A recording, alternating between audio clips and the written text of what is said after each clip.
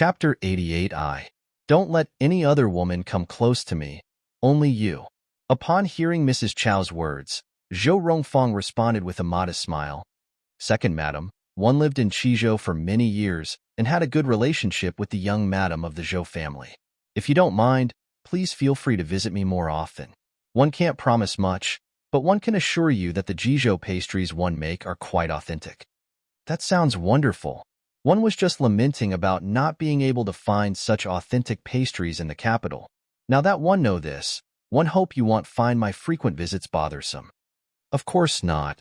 Upon hearing Zhou Rongfang's words, Mrs. Chow laughed warmly. The two engaged in friendly banter, each full of praise for the other, creating a harmonious atmosphere in the main hall. Sensing the opportune moment, Mrs. Chow cut straight to the chase, turning to Jiang Yuan and Zhou Rongfang. With a soft chuckle, she said, "To be honest, my husband and I are here today because we want to discuss something with both of you. Please, do tell, madam." At this point, Mrs. Chow's gaze shifted to Jiang Ruyun. "I am here today to propose a marriage for my son.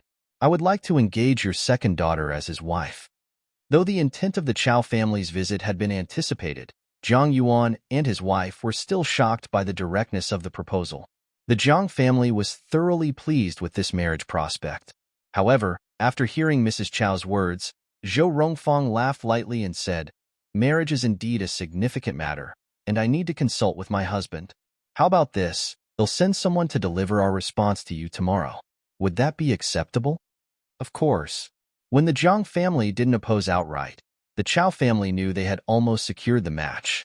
Therefore, on hearing Zhou Rongfang's response, Mrs. Chow promptly smiled and nodded in agreement. With everything discussed and the sky darkening, the Chow couple suggested it was time for them to take their leave. Once the Chow couple had left, it was time for the Jiang family to deliberate. Shui Yin turned to Zhou Rongfang and said, "Second sister-in-law, please discuss this thoroughly with your husband. We will head back home now. Thank you for your assistance today, elder sister-in-law." Despite a recent disagreement, Zhou Rongfang smiled and nodded, knowing that Jiang Ruyun's future still depended on the support of the eldest siblings. Jiang Peihuan gave a respectful bow to Jiang Yuan and his wife, then left alongside her parents. "Huan I heard you accompanied Ruyun out of the house today. Do you have any idea about this sudden marriage proposal from the Chow family?" Once they stepped out of the main hall, Shui Yin couldn't resist asking Jiang Peihuan about the surprising turn of events. Hearing her words, Jiang Peihuan nodded, proceeding to recount the day's happenings on the streets. When young Master Chow left, he did indeed mention sending a matchmaker. "But I never thought that Lord Chow and Madam Chow would actually come to propose a marriage tonight. So it seems, this young Master Chow holds genuine affection for Ruyun," Shui Yin whispered to herself. However, thinking of the Yin family, she furrowed her brows. "Brother Hong, do you think this might cause the Yin family to harbor resentment towards us?" Jiang Hong had been silent throughout, quietly observing his wife and daughter's conversation. Only after Shui Yan's words did he speak softly. "Even without this incident, the Yin family was never going to align with us. Given that, we shouldn't concern ourselves over this matter."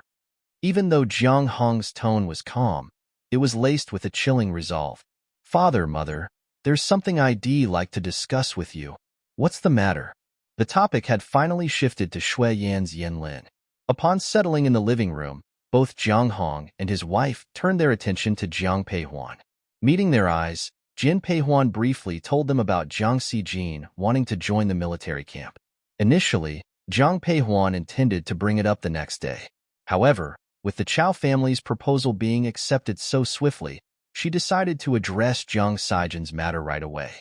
"Father, one understand that you and mother are reluctant to see Xijin suffer. But Xijin isn't a child anymore. She has her own dreams. If we persistently deter her, she might just sneak off. Xijin is our family's child. From birth, all Jiang children are destined to be warriors. If that's the case, I believe we should support Xijin." Hearing Jin Peihuan's words, Jiang Hong's eyes revealed a bit of hesitation. He subconsciously looked at Shui Yin. "Yin, what do you think?" Shui Yin looked at Jin Peihuan and said unhappily, "With all you've said, did Xijin coax you into advocating for her?" Upon hearing Shui Yan's words, Jiang Peihuan didn't deny it, but instead nodded. She then looked at Shui Yin and asked softly, "Mother, do you agree?" "Well, if she yearns to go that badly, let her," Shui Yin said softly after a few seconds of silence. "Father, Mother, it's getting late. You should rest.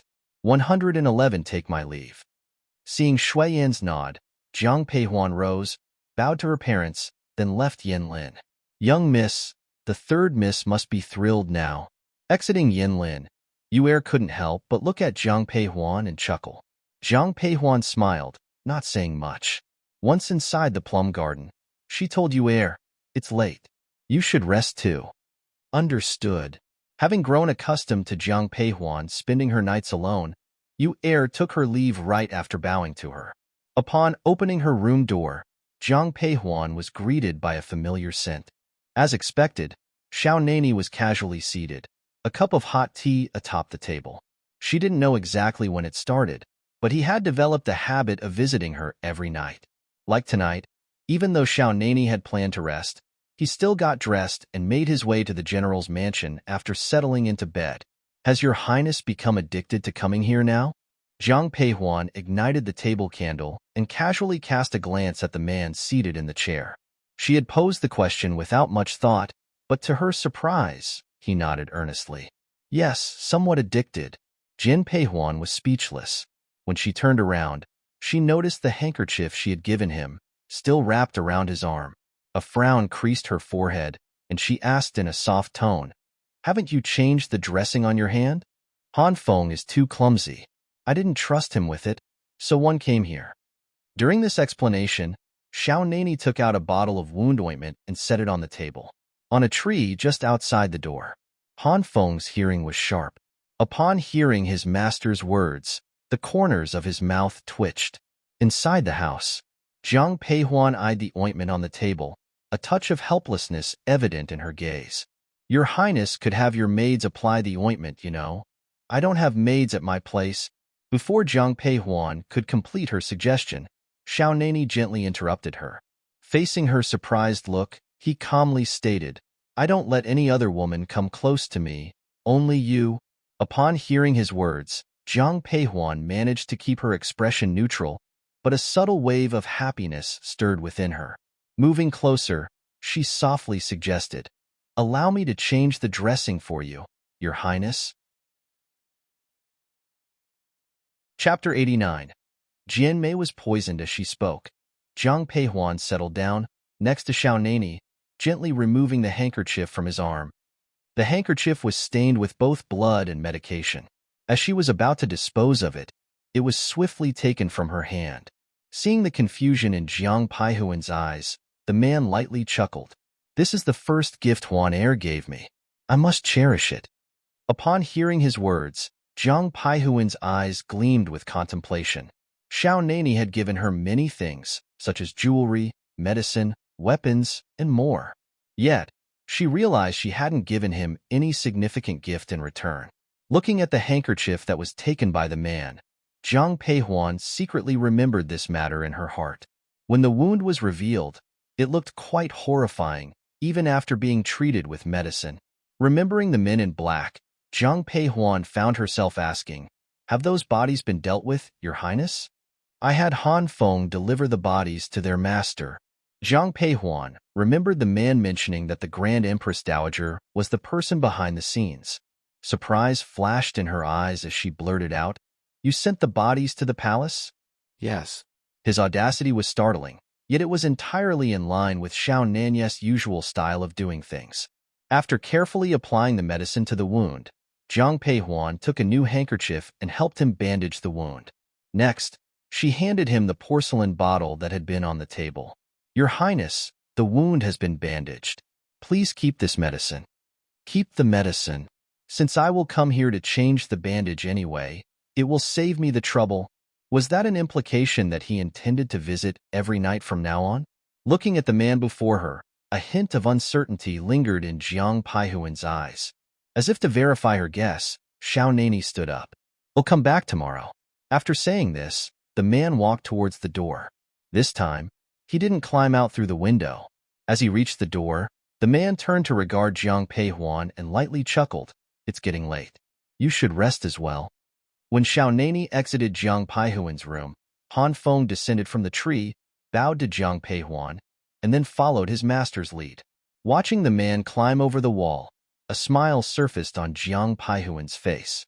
It was already quite late. Jiang Peihuan hadn't been in bed for long before sleep started to claim her. However, Jin Peihuan was destined not to sleep well that night. "Young miss?" Jiang Peihuan was a light sleeper, so as soon as she heard a noise at the door, her eyes flew open. "What's the matter?" The one who knocked was Yu'er. Upon hearing Jiang Peihuan's voice, she gently pushed the door open.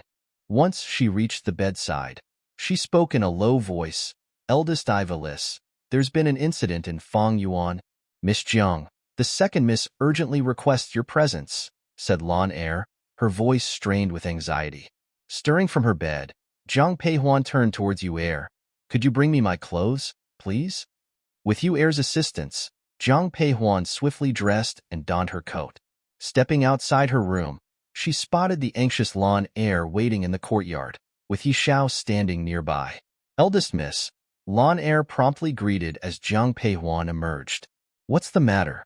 Jiang Peihuan asked, making her way toward the courtyard while keeping her eyes on Lan Er. From Lan Er's narration, Jiang Peihuan came to grasp the situation. Jian Mei had been poisoned, and all the evidence was pointing towards Zhou Rongfang. An intense quarrel had ensued between Jiang Yuan and Zhou Rongfang, causing an atmosphere of fear to grip the household staff of Fong Garden. Unable to handle the situation, Zhang Ruyan had no choice but to seek Jiang Peihuan's help. Just as she reached the entrance of Fong Garden, the uproar from inside reached Jiang Peihuan. Pausing for a moment, she waved at Yishao. Catching her signal, Yishao promptly stepped forward. "I need you to carry out a task, but make sure you don't draw attention." Jiang Peihuan leaned in, whispering specific instructions into Yishao's ear. Understanding the orders, Yishao nodded. "I'm on it, miss," she said, then slipped away into the darkness. Once Yishao was out of sight, Jiang Peihuan, with Yu'er by her side, proceeded to enter Fong Garden. Inside the main hall of Fong Garden, a heated argument was in full swing. "Jiang Yuan, have all our years as husband and wife led you to perceive me as a villain?" Zhou Rongfang's eyes blazed with fury as she stared at Jiang Yuan sitting across from her, her eyes brimming with unshed tears. On hearing this, Jiang Yuan let out a cold, bitter laugh. "Villain, you say? You poisoned the soup with arsenic, a substance that can take lives. Is that not villainous? I've already told you that I didn't put in the poison. It has nothing to do with me. Then who else could it be? You're the one managing everything in Fong Garden." Jiang Yuan coldly interrupted Zhou Rongfang's defense. She recoiled, her eyes filled with both anger and a trace of hurt. Upon hearing the commotion from outside, Jiang Peihuan rushed forward. "Second uncle, second aunt?" Seeing the sudden appearance of Jiang Peihuan, the anger on Jiang Yuan's face somewhat subsided. Only after Jiang Peihuan had performed her courteous bow did he murmur, "Hua Er, why have you come over so late?" "I invited elder sister here." Just as Jiang Peihuan was about to speak, the voice of Jiang Ruyun echoed from the doorway. Upon entering the main hall and paying her respects to Jiang Yuan and his wife, Jiang Ruyun reached out and took Zhou Rongfang's hand. "Mother, are you all right?" "Yuan Er, your father. He's driving me to my grave." Initially, Zhou Rongfang had managed to keep her composure, but when she saw her daughter, she could no longer hold back her tears. Seeing Zhou Rongfang crying with tears in her eyes, Jiang Ruyun's eyes were also a little upset, but he still patiently comforted her. "Mother, don't cry first. Things haven't been clarified yet." After comforting Zhou Rongfang, Jiang Ruyun turned her attention to Jiang Yuan. "Father, I know mother can be somewhat assertive, but she would never commit such harmful acts. So, father, please don't jump to conclusions about this matter." Upon hearing Jiang Ruyun's words, Jiang Peihuan, standing to the side, showed a flicker of surprise in her eyes. She halted, pulling back the step she had been about to take. The Jiang household was large, and with the crowd came a multitude of affairs. If she had to take care of everything herself, she would surely be worn out in no time. Jiang Yuan, despite maintaining a stern expression, exhibited a softer tone towards his only daughter. Your mother oversees everything in Fong Garden. She was the one who instructed the preparation of the soup. If not her, who else could be behind the poisoning? At his words, Zhou Rongfang's newly calmed emotions flared up in anger once again.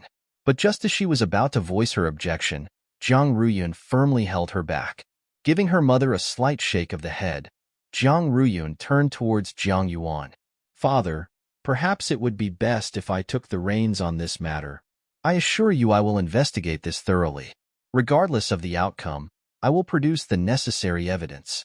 Hearing Jiang Ruyun's words, Jiang Yuan's brow furrowed, his eyes reflecting a hint of uncertainty and conflict. That's when Jiang Peihuan softly interjected, "Second uncle, this matter involves second aunt's honor. I think a comprehensive investigation is crucial." Chapter 90. Show one's true colors, okay.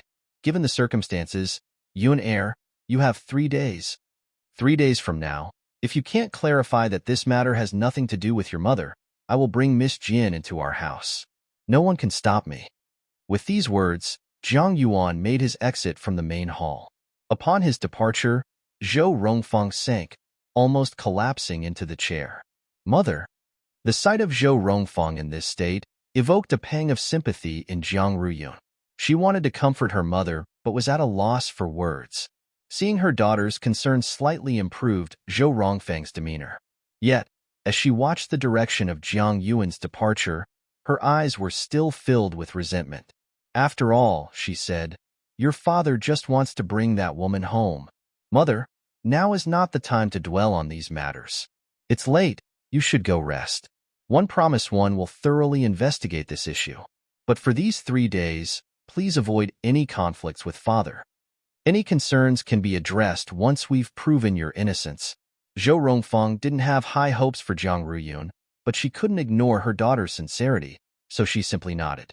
After Zhou Rongfang's departure, exhaustion enveloped Jiang Ruyun, and she collapsed onto the chair.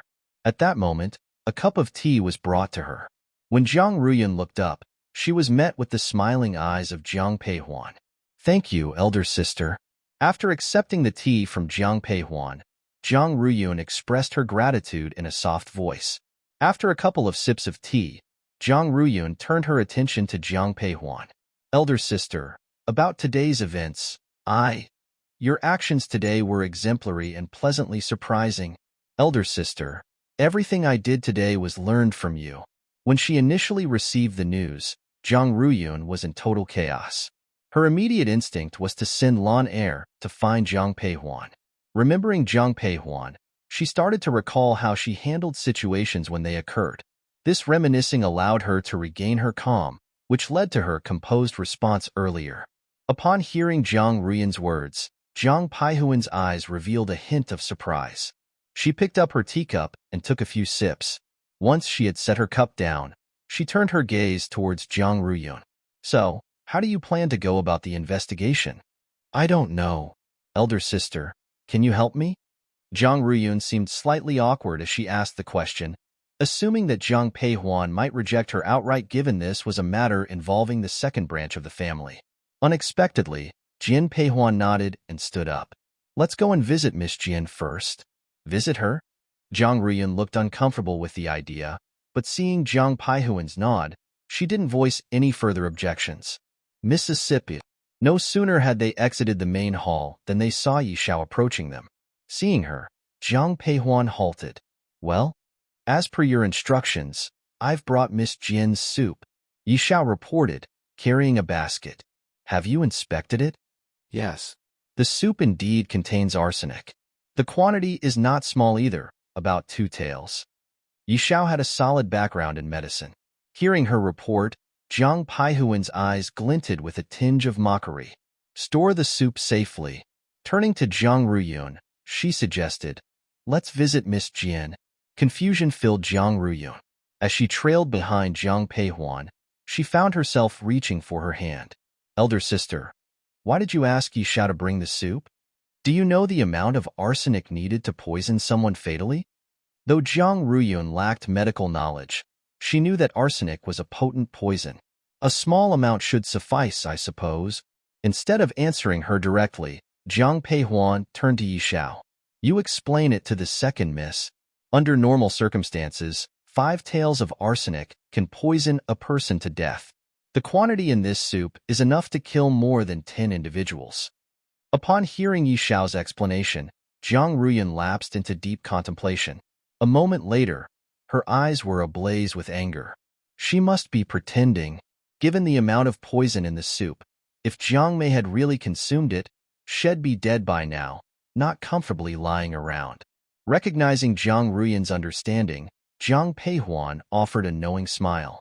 Whether she's feigning or not, we'll find out when we see her. Jian Mei lived in the backyard of Fong Garden. Jiang Ruyan led Jiang Peihuan to a courtyard gate. Elder sister, this is the place. Taking in the courtyard, Jiang Peihuan had to admit her uncle had been quite generous to Jian Mei. Lawn Air, go knock on the door. Yes, Mississippi. Is anyone in there? At Jiang Ruyan's command, Lawn Air stepped forward, knocking on the door while calling out. There was no response from within, though the bright lights indicated someone was home. After knocking for what felt like an eternity, Lawn Air returned to Jiang Ruyan. Second miss, it seems like no one is responding. Yi Xiao, open the door. Understood, Mississippi. Yi Xiao advanced to the courtyard door. When she was just a step away, she lifted her leg and gave a forceful kick. The door swung open instantaneously. Witnessing the scene, both Lawn Air and Jiang Ruyan stood in stunned silence. However, Jiang Peihuan coolly prompted, let's go inside. Jiang Peihuan and Jiang Ruyan had barely stepped into the courtyard when they saw several people hastily approaching them. So it's the first miss and the second Mississippi. I thought we had an intruder, said Xier, a maid attending to Jiang Mei.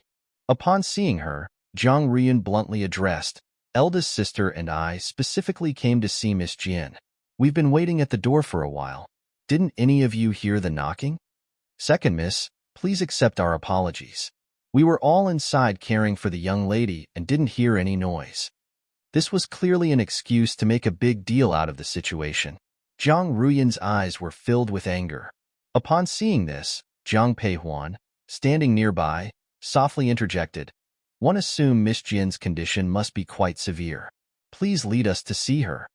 As she spoke, Jin Peihuan walked straight ahead, but Xier reached out and stopped her. Eldest miss, the young lady has already fallen asleep. You, before Xier could finish her sentence, Lawn Air stepped forward and delivered a hard slap to her face. Xier covered her face with her hand, glaring at Lawn Air with anger in her eyes. However, Lawn Air seemed entirely unconcerned. She only said with a scornful tone, who do you think you are to stop the first and second miss?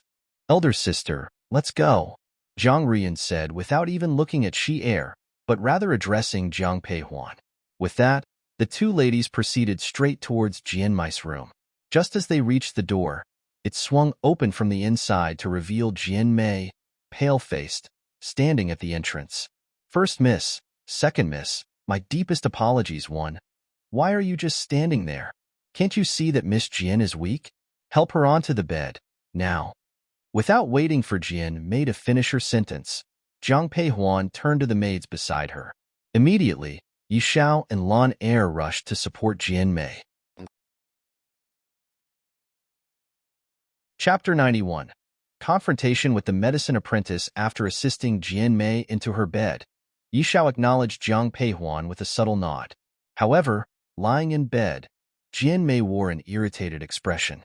She shot a cold look at Jiang Ruyan and Jiang Peihuan, then said, eldest miss, second miss, am not feeling well and need to rest.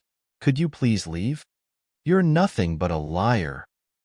The moment Jian Mei finished her sentence, Jiang Ruyan's eyes flashed with rage as she yelled at her, you intentionally set up my mother. At the sound of Jiang Ruyan's accusation, a flicker of panic passed over Jian Mei's eyes, only to disappear swiftly. She turned to face Jiang Ruyan, wearing a smile. Second miss, I'm afraid one don't understand what you mean. Although Jian Mei had swiftly recovered her composure, Jiang Peihuan had kept a steady gaze on her, catching the brief guilt in her eyes. Jiang Ruyan didn't let up. You accused my mother of poisoning you. Do you even know how much poison was supposedly in that soup? 2 taels worth. If you'd indeed consumed the soup, you would be dead by now. So, you weren't poisoned. Hearing the initial part of Jiang Ruyan's statement, panic flickered in Jian Ai's eyes once more, but by the end, she had regained her composure. She turned to Jiang Ruyan, her voice steady. Second, miss, I'm not sure why you're making such unfounded accusations against me. If you believe I'm poisoned, why not get a doctor to verify it? Why resort to unfounded claims? Indeed, you've been poisoned by arsenic. But the dose you've ingested could only inflict some harm to your body, certainly not lethal. Jian Mai's words were followed by Jiang Paihuan's calm retort. Settling into a nearby chair, she continued, Miss Jian, if I'm not mistaken, you were the one who added the arsenic to the soup, right? Your ignorance about medical matters led you to believe that just adding the poison would work, but you didn't consider the mismatch between the dosage and your symptoms. Those are mere conjectures. Do you have any concrete evidence? She stared coldly at Jiang Peihuan. Jiang Peihuan voiced a chilled whisper, the evidence will present itself soon enough. No sooner had Jiang Peihuan's words settled, a commotion arose from outside. Following this, Deputy General Liu led a man into Jian Mai's room. Upon seeing the man, Shi Er's eyes lit up with a tinge of panic. Surprise flitted across Jian Mai's eyes, but she didn't display a hint of worry. She directed a contemptuous gaze at Jiang Peihuan. Miss, what's the meaning of this? Miss Jian, have patience. All will be revealed shortly. As the time to sip half a cup of tea passed, both Zhang Yuan and Zhou Rongfang entered Jian Mai's room. Observing the situation, Jiang Yuan's eyebrows furrowed.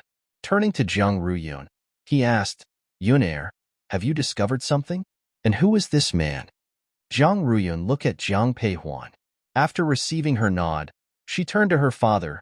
Father, this young man is an apprentice from the 100 Herb Hall. The arsenic found in this soup was bought from him by Shi Er. Shi Er bought it? Zhang Yuan was shocked by this information.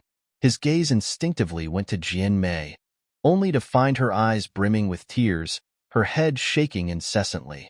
Taking note of her reaction, Zhang Yuan's expression turned icy as he fixed his eyes on the apprentice. Let me ask you, did this made truly by arsenic from you? In response to Lord Jiang, indeed someone from your household bought arsenic from me, but it wasn't this young lady here, but that one over there. The apprentice raised his hand, pointing straight at Ping Er, who was standing next to Zhou Rongfang. No, I didn't. You're lying. I've never bought any arsenic. Madam, so it was indeed you. Upon hearing the apprentice's words, fear took hold in Ping Er's eyes. Jian Mei, her eyes filled with tears, looked towards Zhou Rongfang, who was visibly stunned. Jiang Ruyan was also stunned. Her gaze fixed on the apprentice. You're spouting nonsense, you. Enough. At this juncture, Jiang Yuan raised his voice, his eyes reflecting his irritation. Turning towards Zhou Rongfang, Jiang Yuan's eyes were dark and his words heavy. Initially, one thought your only flaw was a bad temper. Now it seems that you, second uncle? Before Jiang Yuan could finish, Jiang Peihuan interjected. Seeing that Jiang Yuan was looking at her, Jian Peihuan said softly, Second uncle, the matter has not been investigated clearly. You cannot accuse second aunt just like that. Isn't the matter clear enough? The apprentice has already spoken. But that's just one side of the story. Initially, Jiang Ruyan's eyes reflected nothing but panic. However, when she saw Jian Paihuan's indifferent appearance, her emotions suddenly calmed down. Rising to her feet, Jiang Peihuan approached Jiang Yuan, her voice soft. Second uncle, ordinarily, this matter would only concern you and second aunt, and one shouldn't interfere. However, our Jiang family has always been united, which is why one took the liberty to intervene. Please forgive me. Second uncle, may I ask this apprentice a few questions? Go ahead, Jiang Yuan allowed, causing Jiang Peihuan to nod in acknowledgement. Turning to the apprentice, Jiang Peihuan's demeanor was calm, her voice gentle. However, her words instantly threw him into disarray. You claim that Ping Er purchased the arsenic from you, correct? Following her gaze to Ping Er, the medicine boy nodded almost instinctively. Very well. If Ping Er was indeed the one who purchased the arsenic, one have a few questions. When did she make this purchase? Before the apprentice could speak, Jiang Peihuan preempted him. Think before you answer. Our servants need to report when they leave the premises. If she was on duty at the time you claim, your story won't hold up. Moreover, she must have paid you for the arsenic. Did she use silver notes, coins, or perhaps copper? Finally, do you remember what color her clothes were when she came to buy the arsenic? With each question Jiang Peihuan asked, the apprentice's complexion grew paler. Eventually, he gritted his teeth and muttered, One was too busy at that time, so I can't recall. Jiang Peihuan responded, It's understandable to forget, given the heavy traffic at the 100 Herb Hall. But as one remember, the hall keeps a record of everyone who makes a purchase. Turning back to Jiang Yuan, she continued, Second uncle, why don't we have the proprietor of the 100 Herb Hall bring their ledger? We can check if Ping Er was at the mansion when the arsenic was supposedly purchased. If she was, then this medicine boy must be lying. Deputy General Liu, bring the manager of the 100 Herb Hall here, commanded Jiang Yuan. Yes, sir. As Deputy General Liu made to leave, the apprentice, filled with panic, cried out, No, don't, please, spare me. I lied. At his confession, Jiang Yuan's eyes narrowed dangerously. His voice was icy cold as he declared, Speak the truth quickly, or ill have you thrown in jail. Chapter 92. The cause of poisoning, yes, it was her. The medicine apprentice's eyes were awash with panic at the mention of jail. He raised his hand and pointed at Xier. No, it wasn't me. Seeing the apprentice's finger accusingly pointed at her, Xier instantly fell to her knees. However, her hands fluttered in denial, her voice vehemently contradicting his claim. Observing her denial, the apprentice grew more frantic, hurriedly speaking up, Miss, you were the one who bought 2 taels of arsenic from me. I even asked you then why you were buying so much arsenic, and you said there were rats at home. You arrived at noon. One remember it clearly. No, it really wasn't me, one didn't. Whether it was or wasn't, we will know by asking the gatekeeper. Seeing Xier persisting in her denial, Jiang Peihuan spoke up calmly. Despite her words being directed at Xier, her gaze remained fixated on Jian Mei during the entire exchange. Even at this point, there was no hint of panic in Jian Mei's eyes. Witnessing this, Jiang Peihuan's brow furrowed. No need to call anyone. I instructed Xier to buy the arsenic. Miss Jian, was it truly you? Jian Mei's sudden admission caught everyone off guard. Meeting their stunned gazes, she kneeled in front of Jiang Yuan, bowing deeply. As she lifted her face, her eyes were wet with tears. Lord Jiang, one know the madam didn't want me to join the household, so one resorted to this strategy. I've been deluding myself. One understand the deep bond between you and the madam. In that case, please forget about that night's event. Let's pretend as if nothing has happened. One will leave the mansion soon and bid you take care. With these words, Jian Mei, her face streaked with tears, turned to pack her belongings. Jiang Yuan, watching her receding figure, spoke up, You don't have to leave. 111 accept you into the mansion today. Father. Upon hearing this, Zhang Ruyun was taken back. She moved forward, subconsciously about to protest, but was promptly held back by Jiang Peihuan. A moment later, Jiang Yuan had cleared the room of everyone. Big sister, why did you stop me earlier? Second uncle has obviously made his decision. Do you believe a few words from you could change his mind? Listening to Jiang Peihuan's words, a surge of anger filled Zhang Ruyun's eyes. Jian Mei clearly framed my mother intentionally. How could father even think about welcoming her into our household? That's exactly what we need to investigate. Seeing Zhang Ruyun's darkened expression, Jiang Peihuan spoke in a low voice. Jian Mei's entry into our household is inevitable. Instead of brooding here, it would be better to find a way to console your second aunt. Also, Jian Mei must have ulterior motives for getting close to our uncle. Once she enters the house, you need to have people keep a close watch on her. Big sister, I'll remember your words. After tormenting for so long, the sky was about to turn bright. After parting ways with Zhang Ruyun, Jian Peihuan went back to her own plum garden. After that point, Jian Peihuan was no longer sleepy. Sitting down on the chair in the living room, Jiang Peihuan was thinking about Jiang Mei. There was one thing that Jiang Peihuan could not figure out. Jiang Yuan, though conservative in his ways, was far from foolish. She couldn't fathom why he would still accept Jian Mei into the family after uncovering her scheming tactics. "Miss, have some ginseng tea. You woke exceptionally early today." Yue offered a cup of tea, her voice soft and soothing. Jiang Peihuan reached for the tea, but as she was about to sip it, she felt a twinge of pain in her head. "Miss, are you not feeling well?" Yi Xiao, who had been standing quietly nearby, asked gently upon seeing Jiang Peihuan massaging her temples. "My head aches slightly.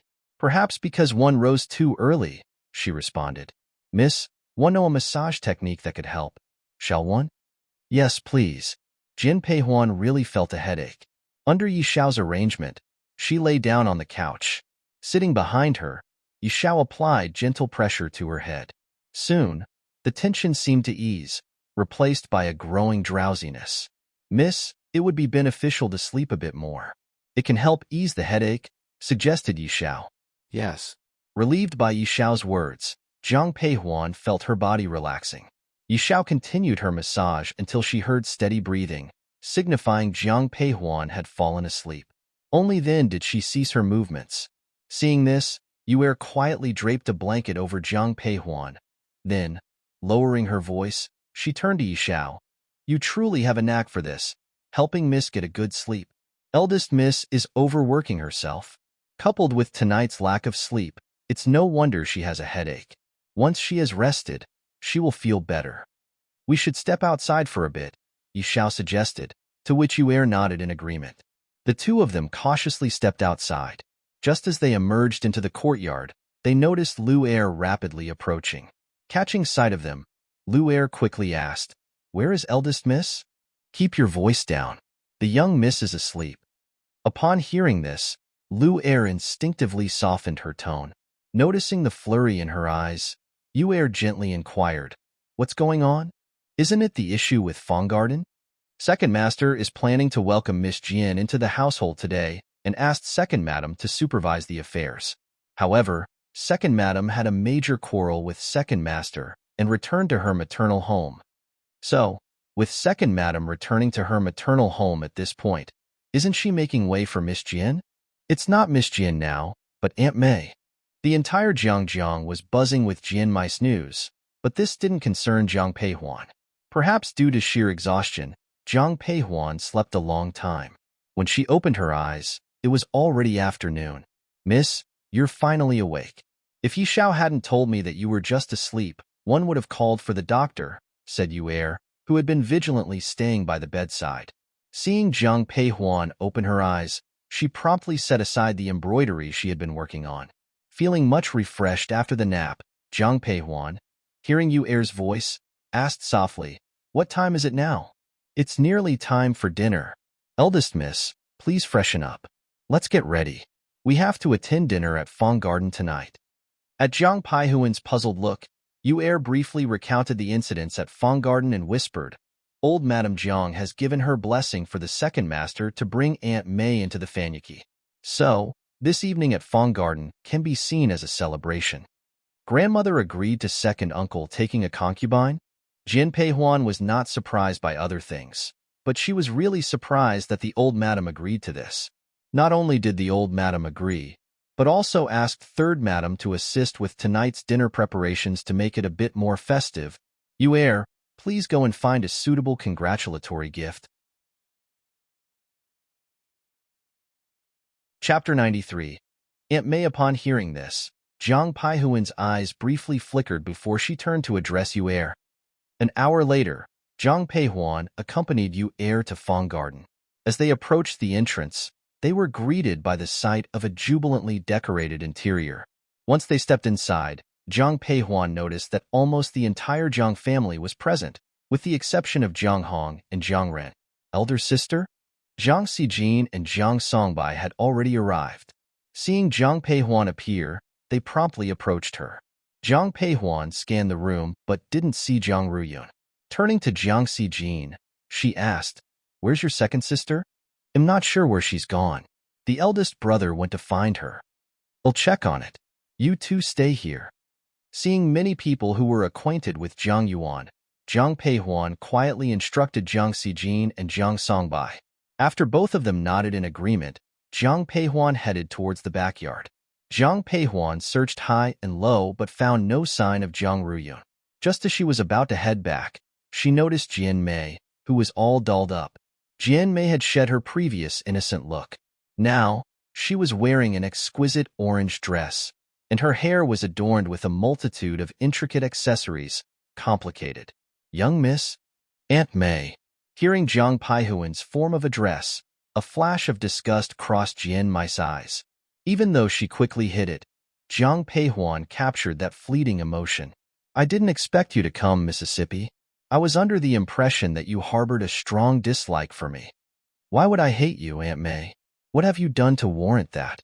Despite Jian Mei's provocative tone, Zhang Peihuan remained calm and collected. Recalling Meng Yi's advice, Jian Mei's face changed slightly. She advanced until she was just 2 steps away from Zhang Peihuan, then spoke in a frosty tone. "Miss, are you curious as to why Zhang Yuan and the old madam agreed to welcome me into the family?" "Aunt Mei, are you willing to tell me?" Zhang Peihuan was genuinely curious about this. Especially since the old Madame Jiang had given her consent, it made her even more intrigued. "Do you know my family background, miss?" "I do. You, too, are a daughter of a noble house, and your father was a general under my father. You're aware of that?" At Zhang Peihuan's response, surprise flickered in Jian Mei's eyes. But soon, a smug expression took its place. "Eldest miss, you only know that my father served under the Grand General, but did you know that my father also saved Zhang Yuan's life?" Jian Mei's father was actually Zhang Yuan's savior. This was indeed something that Zhang Peihuan did not know. But now, Zhang Peihuan understood why old Madame Jiang agreed to let Zhang Yuan and Jiang Mei enter the family. Seeing Zhang Peihuan silent, a triumphant look took hold in Jian Mei's eyes. "Miss, given this history, Zhang Yuan will go to great lengths to treat me well. If he doesn't, although your father is the lifesaver of second uncle, if second uncle finds out that your intentions aren't so pure, I fear he won't be as lenient." Zhang Peihuan gently cut her off before she could finish. Shocked, Jian Mei looked at Zhang Peihuan, masking her surprise with a sarcastic chuckle. "I'm not sure I understand what you're implying. Do you really not know, Aunt Mei? The deal between you and Meng Yi, or should I say, with the Prince of Qing?" With every word that Jian Peihuan said, Jian Mei's expression became uglier. However, once Zhang Peihuan finished, Jian Mei appeared unfazed. She looked at Zhang Peihuan and said, "Eldest miss, all this conjecture, but it's merely hearsay without any proof. You don't have any evidence." "You're right, one don't have any evidence yet, but remember there are no walls without ears. From this point on, they'll be watching you, Aunt Mei. Any action against the Jiang family won't go unnoticed or unpunished." As her words hung in the air, a sudden smile lit up Zhang Peihuan's face. Jian Mei seethed, about to retort when Zhang Peihuan called out, "Second uncle, Huan heir, what brings you here?" Came the voice of Zhang Yuan. "Today is a joyous occasion for you and Aunt Mei, so I've brought a small token of congratulations," Zhang Peihuan replied warmly. At her cue, Yu Heir stepped forward and opened a box, revealing a beautiful white jade bracelet within. The box opened, revealing the white jade bracelet inside. Upon seeing the gift, Zhang Yuan's face softened. "Your thoughtfulness warms my heart. Yuan Heir is already having fun in the front. Go join her." Nodding to Zhang Yuan, Zhang Peihuan, accompanied by Yu Heir, took her leave. As they left, Jian Mei glared at their retreating figures, her hands clenched in tight fists. But when she turned to Zhang Yuan, she wore a soft, loving smile. "My dear," she murmured. "Come, today is our day. We have many guests waiting," he replied. Yes. In the courtyard, Jian Peihuan had just walked into the courtyard when she saw Zhang Ruyun, whose eyes were red. "There are quite a number of people here today. No matter what, don't let outsiders laugh at you." Hearing Jian Peihuan's words, Zhang Ruyun's eyes turned red again. She looked at her and said in a low voice, "Elder sister, my mother has already gone to my maternal grandfather's house. After such an incident, it's good to let second aunt rest for 2 days. Don't worry, Your marriage with the Chow family has already been decided. No matter how angry second aunt is, she will come back to handle your marriage. Under Jiang Paihuan's comfort, Jiang Ruyun managed to calm down somewhat. But seeing Jiang Mei shadowing Jiang Yuan, tending to his every need, a spark of fury still ignited in Jiang Ruyun's eyes. In the past, Jiang Ruyun would have charged straight towards them. However, remembering Jiang Paihuan's caution about avoiding public ridicule, she clenched her fists tightly and retreated to the solace of her room instead. Eldest sister, second sister? Looking at Jiang Ruyun's back as she left, there was a hint of worry in Jiang Saijin's eyes. After contemplating for a moment, Jiang Peihuan responded softly, "Go check on her. Comfort your second sister a bit." Understood. Jiang Sijin followed in the direction that Jiang Ruyun had taken. As for Jiang Peihuan, she chose not to linger in the aftermath of the ceremony. She headed straight back to her haven, the plum garden. From then on, an additional member graced the second branch of the Jiang family, concubine Mei. When Jiang Peihuan returned to her plum garden, it was still early. However, a faint aroma, cold yet comforting, permeated the air. This unique scent belonged solely to Xiao Nani. Sure enough, Jiang Peihuan pushed open the door and saw Xiao Nani sitting on the chair. As expected, upon opening the door, she found Xiao Nani perched on a chair, engrossed in a medical book that she frequently read. "You're back. I've been waiting for you for quite some time." Hearing his voice, the man set the book aside. A strange sensation filled Jiang Paihuan's heart as she took in the familiar rhythm of his speech. "Today my second uncle accepted a concubine. Hence, I attended dinner at Fong Garden." Accepted a concubine? If my memory serves right, isn't there a rule in your family that a man can only take a concubine if he's childless by the age of 40? But your second uncle, hasn't he already fathered a daughter? Published at 30th of August, 2023, 7:19 and 38 seconds AM, Chapter 94. Chapter 94. Unafraid of getting beaten up again if audio player doesn't work? Press stop then play button again. Chapter 94. Unafraid of getting beaten up again, it's a long story, she started. "Well, let's make it short." The man turned and looked at Jiang Peihuan with a curious look. If not for the man's familiar face, Jiang Peihuan would have thought that the person in front of her was pretending to be Xiao Nani. However, seeing the man's interested look, Jiang Peihuan quickly explained everything to him, including stuff about Meng Yi and Xiao Juanhao. As Jiang Peihuan spoke, Xiao Nani was quiet, listening carefully. When she finished, his expression was calm and there was no surprise. Looking at the man, Jiang Peihuan had to ask, "Did you already know all of this?"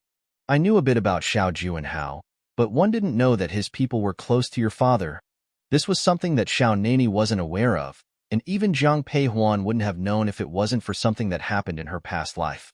Seeing Jiang Peihuan's silence, Xiao Nani spoke softly. "So, you're worried that your second uncle's new wife might do something bad to the Jiang family?" "Yes, one don't know what her backers are planning. If I'm guessing right, Xiao Juanhao probably sent your second uncle's new wife to spy on the Jiang family. But, if you're still worried, I have a way to help you solve this problem completely." "What's that?" "Kill her." As soon as Jiang Peihuan finished speaking, Xiao Nani replied directly. Hearing this, Jiang Peihuan was lost for words. Looking at the man, she spoke softly. "Even if we ignore the special circumstances of Aunt Mei, if we kill her, won't there be others? We can't just kill everyone who comes." "Then there is another way." Jiang Peihuan didn't respond, opting to gaze at the man in silence. Meeting her questioning look, Xiao Nani continued, "A thief can only steal for so long, but no one can be on guard forever. So, to deal with this, all you need to do is allow your second uncle to fall into their trap a few more times. One or two instances, and he might still feel indebted due to the life-saving favor. But if it occurs too often, even if your second uncle wants to be considerate, your father would object." Hearing Xiao Nani's words, a light flickered in Jiang Paihuan's eyes. After knowing that Jian Mei was sent by Meng Yi, her initial thought was to guard against and monitor the woman. She hadn't considered allowing Jian Mei to expose herself. Nevertheless, she had to admit, Xiao Nani's strategy was quite brilliant. "Your Highness, let me change your bandages first. While she spoke, Zhang Peihuan had already grabbed a bottle of medicine from the vanity table, a leftover from Xiao Nanyes's visit the previous night. She placed the ceramic bottle on the table, gently unwinding the handkerchief around the man's injured arm. The wound was showing signs of healing. Zhang Peihuan carefully smeared on the medicine, followed by wrapping a fresh handkerchief around the treated wound. It's all right now. The wound is healing. Try not to disturb it for a couple of days. As Zhang Peihuan was still talking, Xiao Nani unexpectedly bent over, lightly kissing her cheek. He quickly pulled back. The fleeting kiss, light as a dragonfly touching water, felt like a feather landing on Zhang Peihuan's heart, causing a tickling sensation. You. She lifted her gaze towards the man in front of her, utterly startled. Meeting her eyes, Xiao Nani couldn't resist circling his arms around her neck. However, Zhang Peihuan reacted swiftly this time. Before the man could lean in, she forcefully pushed him away. Immediately, she drew out her waist-length whip. Seeing the whip lunge towards him, Xiao Nani quickly retreated. The stool he had just been sitting on was now in pieces. The man promptly darted out of the door, glancing back at the woman by the entrance. He chuckled softly. Huanair, are you planning on murdering your own husband? Upon hearing Xiao Nanyes's words, Zhang Peihuan remained silent, but her lips curled up into a smile. Seeing the smile on her face, Xiao Nani was stunned. At that moment, Zhang Peihuan flicked her wrist, and the whip on the ground surged towards his face. A gust of wind raced past his nose. Xiao Nani watched as the whip whizzed past his face, his expression shifting as Zhang Peihuan lunged at him. Realizing Zhang Peihuan was serious, Xiao Nani no longer dared to underestimate her and began to engage in the fight. From a tree nearby, Han Feng, hearing the commotion, quickly opened his eyes. Upon witnessing the unfolding scene, he was stunned. After a moment's hesitation, he silently stayed where he was and pretended not to see anything. Afraid of hurting Zhang Peihuan, Xiao Nani didn't dare to take out his folding fan and was forced to evade barehanded. Soon, his wrist got entwined in Zhang Peihuan's whip. Before he could react, she kicked him onto the ground. Who dares to barge into the general's mansion? As Xiao Nani fell to the ground, the entrance gate to the plum garden swung open. Leading the pack was Deputy General Liu. King Cheng, looking at the person who fell to the ground, Deputy General Liu's eyes widened in surprise. Xiao Nani clutched his chest, wincing in pain, a grimace appearing at the corner of his mouth. Miss, are you all right? Deputy General Liu could tell at first glance who was in a predicament. Yet when he approached Zhang Peihuan, he still softly asked her. Upon hearing Deputy General Liu's words, Zhang Peihuan shook her head. I'm fine. Following this, Zhang Peihuan descended the steps, looking at Xiao Nani as he got up from the ground. She said in a soft voice, It's getting late, Your Highness. You should head back. If it weren't for the constant throbbing in his chest, Xiao Nani would have believed that the kick he just received was only a figment of his imagination. Deputy General Liu, all of you should return and rest. Yes, miss, came the response. After saying this, Zhang Peihuan headed straight into her room. Once the door was shut behind her, she touched her face. The warmth from his touch seemed to linger on her skin. Outside the room, seeing Xiao Nani scaling the wall to leave, Han Feng hurriedly followed him. Observing Xiao Nani seated on Jue Yun's back, he couldn't help but ask, Master, what on earth did you do to make the miss so furious? Recalling the tender sensation from moments ago, Xiao Nanyes's lips curled up in a smile. But upon hearing Han Feng's question, the man cast a frosty glance at him. You're quite the loyal shadow guard, watching your master get beaten and not stepping in. Han Feng was left speechless. Master, you can't blame me. When you and the miss got physical, I didn't know whose side to take. It seemed wiser to stay out of the way, avoiding getting caught in the crossfire of an immortal battle. Xiao Nani just looked at him coldly, choosing not to respond. Master, will you be coming back tomorrow night? Hearing Han Feng's question, Xiao Nani gripped Jue Yun's reins tighter and gave a nod. I will. Upon seeing Xiao Nanyes's nod, Han Feng appeared at a loss for words. Was he truly unafraid of getting beaten up again? However, it won't be in the night. It will be during the day. You're going to climb over the wall in broad daylight? Aren't you scared that the general will throw you out? Why do I need to climb the wall? Can't I just use the front entrance? Chapter 95. Delivering betrothal gifts upon hearing Xiao Nanye's words. A wave of confusion swept over Han Feng. However, the following day, he soon understood why his master could confidently stride through the main entrance. The second day, early morning, at the general's mansion's gate. All of you be careful. This was personally prepared by His Highness for the young miss.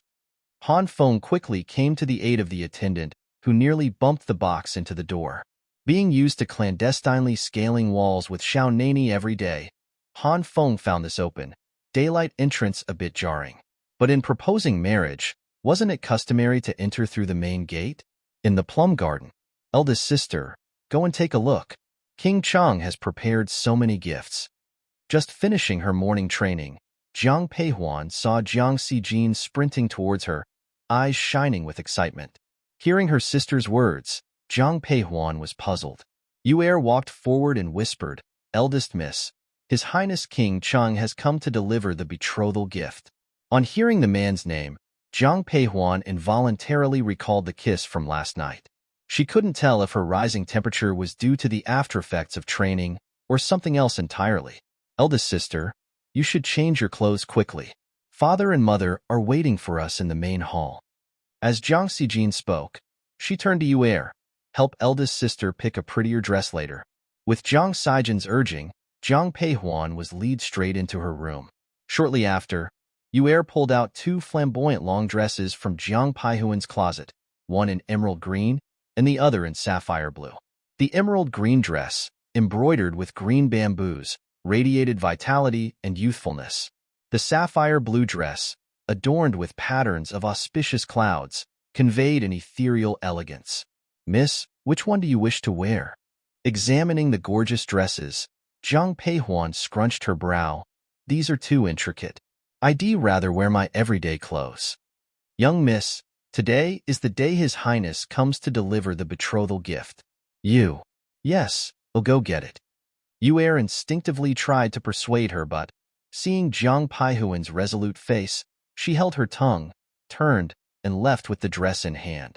However, looking at Yu'er's back as she left, Jiang Peihuan seemed to reconsider. In a low voice, she said, "Never mind, to avoid the hassle, bring me the blue one." Yes. Upon hearing Jiang Peihuan's words, a spark of surprise lit up in Yu'er's eyes. As if fearing Jiang Peihuan might change her mind, Yu'er swiftly brought the blue dress for her to change into. "Young miss, you used to dress too plainly. Look at how beautiful you look today." Yu'er, standing behind Jiang Peihuan, meticulously helped her fix her long hair. The reflection in the mirror revealed a beautiful girl with striking features. The sapphire blue dress made her fair skin look even more fairer. Jiang Xijin sat alone in the courtyard and waited. When she heard the sound at the door, she turned her head subconsciously and saw Jiang Peihuan walking out of the room.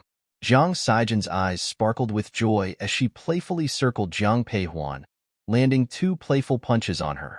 With a broad smile, she complimented, "Eldest sister, you look incredibly beautiful in that dress. All right, let's go." At Jiang Xijin's words, a soft smile broke out on Jiang Peihuan's face. Both of them headed towards the grand hall. The main hall of the general mansion was buzzing with activity. Apart from old Madame Jiang of the house, nearly all the important members of the general mansion were present. Even the newly designated Aunt Mei stood beside Jiang Yuan. The grand hall and its entrance were swamped with boxes, yet more kept coming. Xiao Nani sat calmly at a table with Jiang Hong and Shui Yan, enjoying his tea. At this moment, he heard familiar footsteps. Xiao Nani subconsciously put down the teacup in his hand and turned to look at the entrance. Jiang Peihuan saw countless boxes along the way. She wondered if Xiao Nani had virtually cleared out the Cheng mansion. "Father, mother." Jiang Peihuan moved forward, giving everyone a respectful bow before shifting her attention to Xiao Nani. Just as she prepared to greet him, she heard his voice, "Huan Er, you look extraordinarily beautiful today." Upon hearing his voice, Jiang Peihuan subconsciously turned head to find the Jiang family carrying on as usual, and she realized only she could hear his words. She glared at the man sitting on the chair, but the latter did not care at all. Instead, his smile only seemed to deepen. Huan, you truly are fortunate. These betrothal gifts are nearly overflowing. The person who spoke was Zhou Rongfang, who had been brought home by Jiang Yuan late last night. Initially, Zhou Rongfang was quite satisfied with the Chao family. However, faced with the spectacle of gifts, a hint of jealousy crept into her eyes. Upon seeing this, Jiang Ruyun quickly nudged her. Mother, please stop. Zhou Rongfang wanted to retort, but swallowed her words upon seeing Jiang Ruyun's stern face. However, Jian Mei, standing nearby, smirked. The second miss has just gotten engaged. I wonder how many betrothal gifts the Chao family will bring. Everyone frowned upon hearing this. Despite the tension, especially with Xiao Nani present, the Jiang family had to swallow their pride. Xiao Nani, however, wouldn't stand for it. Turning towards Jian Mei, he inquired coldly, "This lady seems rather unfamiliar. Who might she be?" In response, Jiang Yuan started, "Your Highness, this is my concubine." She, interrupting him, Xiao Nani ordered sharply, "Even a concubine dares to speak out of turn in front of me? Han Feng, slap her." "Yes, sir." Before Jiang Yuan could finish, Han Feng's hand had already made contact with Jian Mei's face. Jian Mei was left dazed, but Han Feng's actions didn't cease.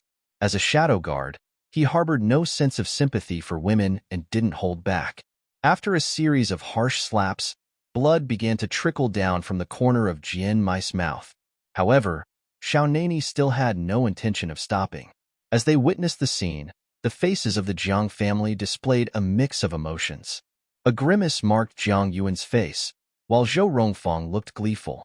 Noticing Zhou's clear intention to stir up trouble, Jiang Ruyun tugged forcefully at her hand. Realizing she too had spoken out of turn, Zhou Rongfang hastily retreated 2 steps. "Your Highness," began Jiang Hong calmly, seeing that Jian Mei was about to lose consciousness. "Today is the day of your betrothal gift ceremony. I beseech you to show some restraint, for my sake." Upon hearing his future father-in-law's plea, Xiao Nani smiled. "Since the great general has spoken, we shall leave the matter be." However, he continued, his gaze turning towards Jiang Yuan. "When I visit the general's mansion in the future, I would rather not see her." When he said this, Xiao Nani didn't look at Jiang Hong. Instead, he looked at Jiang Yuan. Meeting Xiao Nani's gaze, Jiang Yuan swiftly replied, "I understand your wishes, Your Highness." Following this, Jiang Yuan glanced toward Xi'er, and Jian Mei was promptly escorted away. A heavy silence hung over the grand hall. Everyone present dared not utter another word carelessly. It was at this moment that they truly recognized the identity of Xiao Nani as King Cheng, the imperial uncle, ranking second in the entire kingdom. Then, except for Jiang Hong and his wife, everyone's gazes shifted towards Jiang Peihuan, filled with a newfound mix of awe and apprehension. Published at 30th of August, 2023, 7:19 and 36 seconds AM. Chapter 96. Chapter 96. Searching for information. If audio player doesn't work, press stop then play button again. Chapter 96. Searching for information. General, Madam, we have run out of space in the courtyard, but we still have numerous boxes outside. Where should we place them? Deputy General Liu's voice shattered the quietness of the main hall. Hearing his words, Shui Yin pondered for a moment before responding. "Move all the remaining boxes to the plum garden." Yes. "Great General, Madam. I've heard that the views in the General's mansion are quite exquisite. May I have the honor of seeing it?"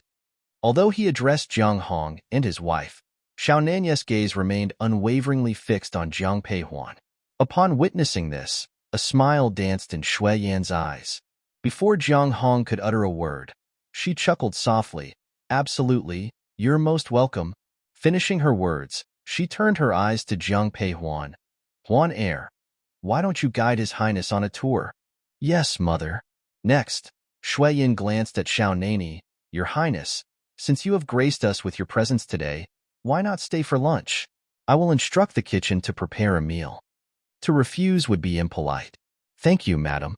Listening to Shui Yan's offer, Xiao Nani nodded, his tone imbued with a new sense of respect. After a short while, Jiang Peihuan led Xiao Nani towards the garden. When she was sure that no one was trailing behind, she turned to the man beside her. You were just, she displeases you. The moment Jiang Peihuan opened her mouth, the man interjected immediately. Caught off guard by his statement, Jiang Peihuan's eyes widened in surprise. Even though you didn't utter a word, one noticed you didn't enjoy her presence, so you let Han Feng teach her a lesson? Indeed. The man simply nodded and whispered, anything that brings you discomfort will vanish from your sight. Witnessing the sincerity in the man's eyes, Jiang Peihuan's gaze became a complex mix of emotions. After a moment of silence, she addressed the man. May first not appreciate her, but she can't hurt me. Therefore, Your Highness, you don't need to go to such lengths. It could tarnish your reputation. Heli, listening to Jiang Peihuan's caution, Xiao Nani suddenly burst into laughter. Seeing his smiling eyes, Jiang Peihuan was filled with confusion. Perceiving her confusion, the man cast a downwards glance at her. Huan Er, do you think I'm a man who values reputation? Remembering Xiao Nanye's notorious reputation for being audacious and domineering, Jiang Peihuan decided to stay silent. Observing her silence, the man spoke again, softly this time. Why don't you show me the splendors of the general's mansion? Despite my numerous visits, I've never had a chance to appreciate its beauty. Very well, Your Highness, follow me. With that, Jiang Peihuan led Xiao Nani towards the mansion's lakeside and rockery. Just as they entered the pavilion, Han Feng arrived hastily. He walked to Xiao Nani and Jin Peihuan and bowed respectfully. Then, he stood up. Master, the things have been sent to the eldest Miss Plum Garden. Good. The man nodded and then extended his hand to Han Feng. Hand it over to me. At that moment, Jiang Peihuan noticed Han Feng cradling a small, white puppy in his arms. The puppy was incredibly delicate and cute. After taking it from Han Feng's hands, Xiao Nani directly handed it over to Jiang Peihuan. She accepted it instinctively, cradling it within her arms before looking questioningly towards the man beside her. Xiao Nani reached out to gently pat the puppy's head before whispering, I brought this dog from the palace. It appeared quite spirited, so I thought you might like it. Do you? He had previously gifted her numerous pieces of jewelry, but she seemed uninterested in such items. After much thought, he decided on this little white dog. He noticed many princesses and concubines within the palace seemed to enjoy the companionship of small pets. He saw that many princesses and concubines in the palace seemed to like raising small animals. In both her past and present life, Jiang Peihuan had never had a pet. This was her first encounter with a small animal in both lives. But as soon as she cradled the little creature, it extended a paw to lick Jiang Peihuan's fingertips. The soft touch from her fingers naturally led Jiang Peihuan to caress its fur. Upon witnessing Jiang Peihuan's expressions and movements, Xiao Nani breathed a sigh of relief. Does this puppy have a name? Not yet, you should name it. Given its fur is as white as snow, let's call it Snowflake. Because of Snowflake, Jiang Peihuan decided to return to the plum garden directly with Xiao Nani. Yu'er was busy having someone transfer a box into the adjacent room. As soon as she saw Jiang Peihuan and Xiao Nani, she immediately stepped forward to greet. Your Highness, Mississippi. Yu'er, arrange a little nest for Snowflake. As she spoke, Jiang Peihuan handed Snowflake to Yu'er, but the little creature clung tightly to Jiang Peihuan's sleeve, adamant on not leaving. Witnessing this, Yu'er laughed. Miss, it seems this little one only has eyes for you. A soft smile appeared in Jiang Peihuan's eyes. She reached out to gently pat the little one's head, softly saying, Never mind. Go prepare its little nest first. They'll keep holding it. Xiao Nani, looking at Snowflake nestled in Jiang Peihuan's arms, felt a tinge of regret. After a moment's thought, he reached out, grabbing Snowflake by the scruff of its neck, lifting it from Jiang Peihuan's hold. Suddenly lifted, Snowflake bared its baby teeth, but upon realizing it was Xiao Nani who was holding it, it quietly lowered its head. Handing Snowflake over to Yu'er, Xiao Nani whispered, From now on, you'll take care of it? Yes. Yu'er smiled, carrying Snowflake away. Facing Jiang Peihuan's puzzled expression, Xiaonani softly said. You'll tire yourself if you keep holding it, eldest sister?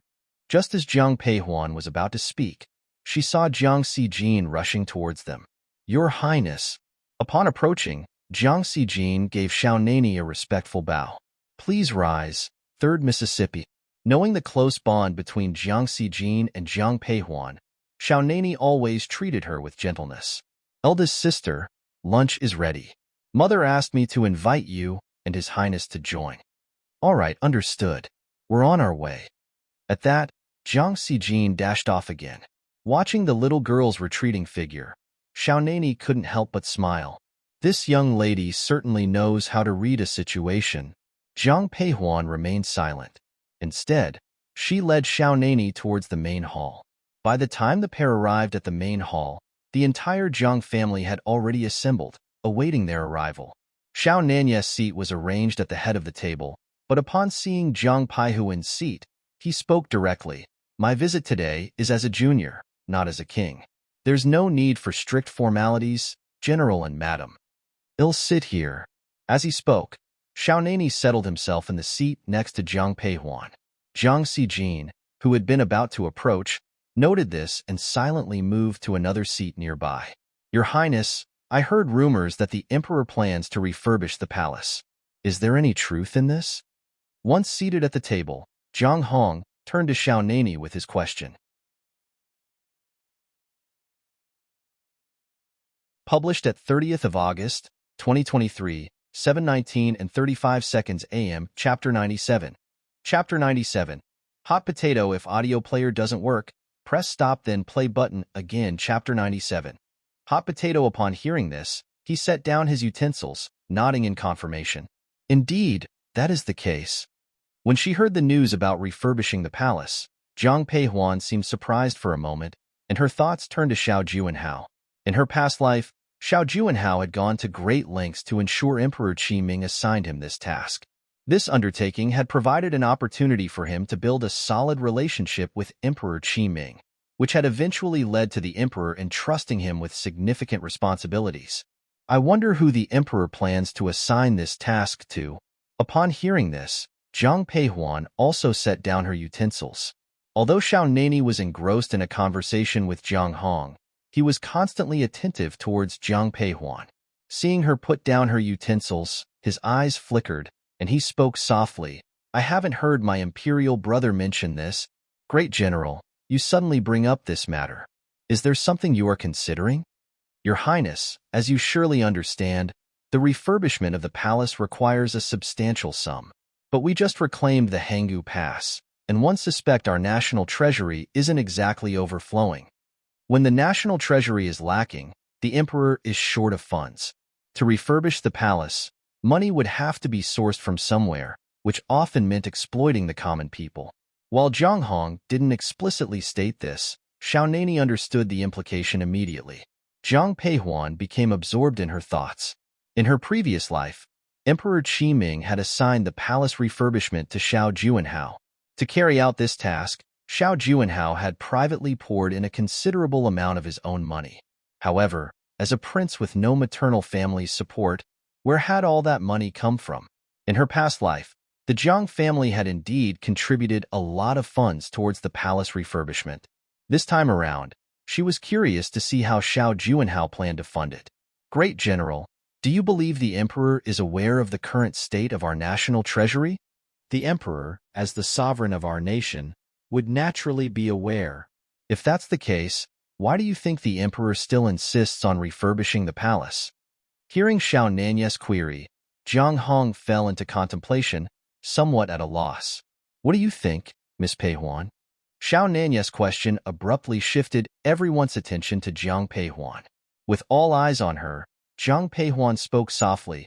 If I'm not mistaken, I believe the Emperor intentionally initiated this. Upon hearing Jiang Peihuan's words, Xiaonani's eyes flashed with a hint of surprise. Huaner, why do you believe the Emperor did this intentionally? Zhang Hong asked the question. Hearing his words, Jiang Peihuan elaborated. Over the past years, although our Qi kingdom has experienced occasional warfare, it is home to a large population and vast lands. In theory, The taxes collected should be sufficient to fill the national treasury, but it remains underfilled. I think the emperor is keen on understanding where the funds have been used. On the surface, the palace refurbishment might seem like a whim of the emperor, but it could also be perceived as his strategy to probe. The palace refurbishment requires funding, and with an empty treasury, the ministers must find a solution to address this urgent need. Huan heir, if you were a man, you'd be extraordinary. At Jiang Paihuan's words, a hush fell over the entire main hall. Caught in the quiet, Jiang Ren's eyes held an element of surprise. He had always been aware of his niece's intelligence, but he hadn't anticipated her to be this astute. Xiao Nani, seated next to her, mirrored the surprise in his gaze. A beat later, he turned to Zhang Hong and said, "Great General, one suppose you now understand why the emperor wishes to renovate the palace." Zhang Hong didn't respond verbally. Instead, he nodded in acknowledgement. After the lunch, Xiao Nani made preparations to leave the Jiang mansion. Jiang Peihuan escorted him to the main entrance. Observing the woman standing next to him, Xiao Nani whispered, "Huan heir, I had no idea you were this clever. Your Highness, you flatter me. I was just casually speaking. By the way, there's something I need to inform you." Locking eyes with Jiang Peihuan, the man softly spoke, "The appointment for the palace refurbishment, the emperor has already made his decision. Would you like to know who it is?" "It's the Prince Qing." At this revelation, Xiao Nani couldn't conceal his astonishment. Looking at Jiang Peihuan, he blurted out, "How did you know?" Because this had already happened in her previous life. Facing the man's puzzled look, Jiang Peihuan coolly responded, "It was a guess." Beyond his initial surprise, Xiao Nani quickly regained his composure. Looking at Jiang Peihuan, he softly asked, "If I intervened, this task might not necessarily land in Xiao Junhao's hand. Huan heir, would you want me to meddle?" "I hope that this task will be firmly in the hands of the Prince Qing." Upon hearing Jiang Paihuan's words, Xiao Nani paused for a moment, then a smile formed in his eyes, as Huan heir wishes. Seeing the man smile, Jiang Peihuan softly said, "I'll escort you up to here, Your Highness. Take care." After saying this, Jiang Peihuan turned around and left. Xiao Nani stood at the entrance of the Jiang mansion. He only looked away when Jian Paihuan's figure disappeared around the corner. Heading back towards the mansion, Jiang Peihuan didn't return to her own plum garden. Instead, she ventured into Lu Xiu's elegant garden. "Huan heir, what brings you here?" "Third auntie, I'm here to discuss a matter with you." Lu Xiu remained silent, waiting for Jiang Peihuan to continue. "Third auntie, I recall you manage a shop that deals in stone bricks, timber, and paint, correct?" "Indeed." "Third auntie, starting today, I suggest you increase all prices in your shop by IO%. Having grown up around business, Lu Xiu quickly understood Jiang Paihuan's intention upon hearing her proposal. Nodding, Lu Xiu replied with a smile, "Raising prices by 10% isn't considered price gouging. The authorities likely won't interfere." After leaving the elegant garden, a smile lit up Jiang Paihuan's face. Stone bricks, timber, and paint were essential materials for palace refurbishment. By increasing the prices of these materials, Jiang Peihuan was confident that Xiao Juanhao, the officer in charge, would soon be wringing his hands in frustration. What Jiang Peihuan didn't know was that Xiao Juanhao was already feeling the pressure. "Lord Du, is this the budget you're providing for the palace refurbishment?"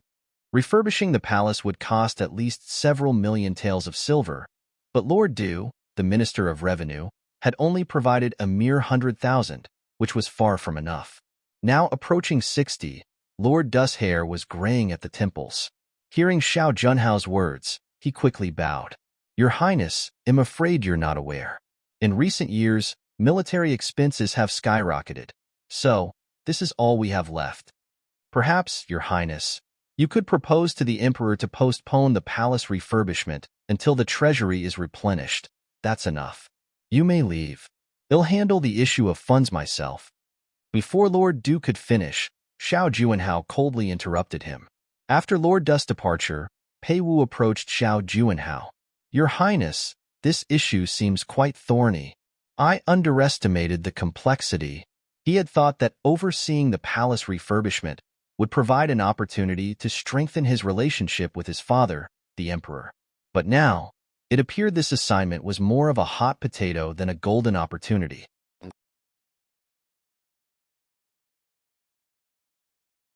Chapter 98. Asking the court officials to raise money, Your Highness. How do you plan to deal with this situation? Perhaps we should report it to the emperor.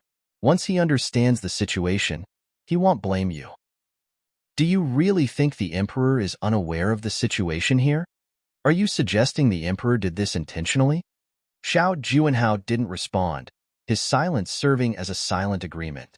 The look in his eyes startled Pei Wu. How much silver do we have left in the palace treasury? After a pause, Xiao Juanhao asked Pei Wu, who had been managing the palace affairs for many years. On hearing his question, Pei Wu replied quietly, Your Highness, at most, we can move around a few tens of thousands of taels. Why so little? Upon hearing Pei Wu's response, Xiao Juanhao frowned instinctively. But after his initial surprise, he remained silent. Despite being a prince, his allowance wasn't abundant. Furthermore, he lacked the support of his mother's family, his in-laws, and the additional expenditures on various obligations had him stretched thin financially. Are you planning to use our remaining reserves, Your Highness? I had that intention initially, but now it seems that these tens of thousands of taels won't make much of a difference. Your Highness, I have an idea. However, implementing it might cause you to upset many court officials. Go on. Upon hearing Xiao Junhao's encouragement, Pei Wu stepped forward, speaking in a low voice. The palace refurbishment is a significant matter. You could ask the officials to contribute funds. One believed the emperor, upon knowing this, won't object. Asking officials to fundraise is bound to upset some people. Xiao Junhao's eyes flickered at Pei Wu's words, but he didn't outrightly reject the idea. Reading the expression in Xiao Junhao's eyes, Pei Wu pressed on, Your Highness, right now, what's most crucial is strengthening your bond with the emperor. The court officials are merely servants. Even if they get offended, it doesn't matter. Should you ascend to the throne one day, these issues would become trivial. Pei Wu's voice was soft, but his words landed clearly in Xiao Junhao's ears. Hearing this, Xiao Juanhao sank into deep thought. After a while, he addressed Pei Wu, Accompany me on a visit to the Lin family. Understood. Lin Mansion. Inside Lin Rahai's personal study. Your Highness, congratulations are in order. The Emperor entrusts you with the refurbishment of the palace. It's a clear sign of his trust in you, said Lin Rahai with a beaming smile as Xiao Juanhao walked into the room. As soon as Xiao Juanhao entered the study, Lin Rahai smiled and congratulated him. However, Lin Mingjio's keen eyes spotted the troubled look in Xiao Junhao's eyes. Concerned, she quietly asked, Your Highness, are you dealing with some trouble? Gently, Xiao Juanhao glanced at Lin Mingyao before directing his gaze at Lin Rahai.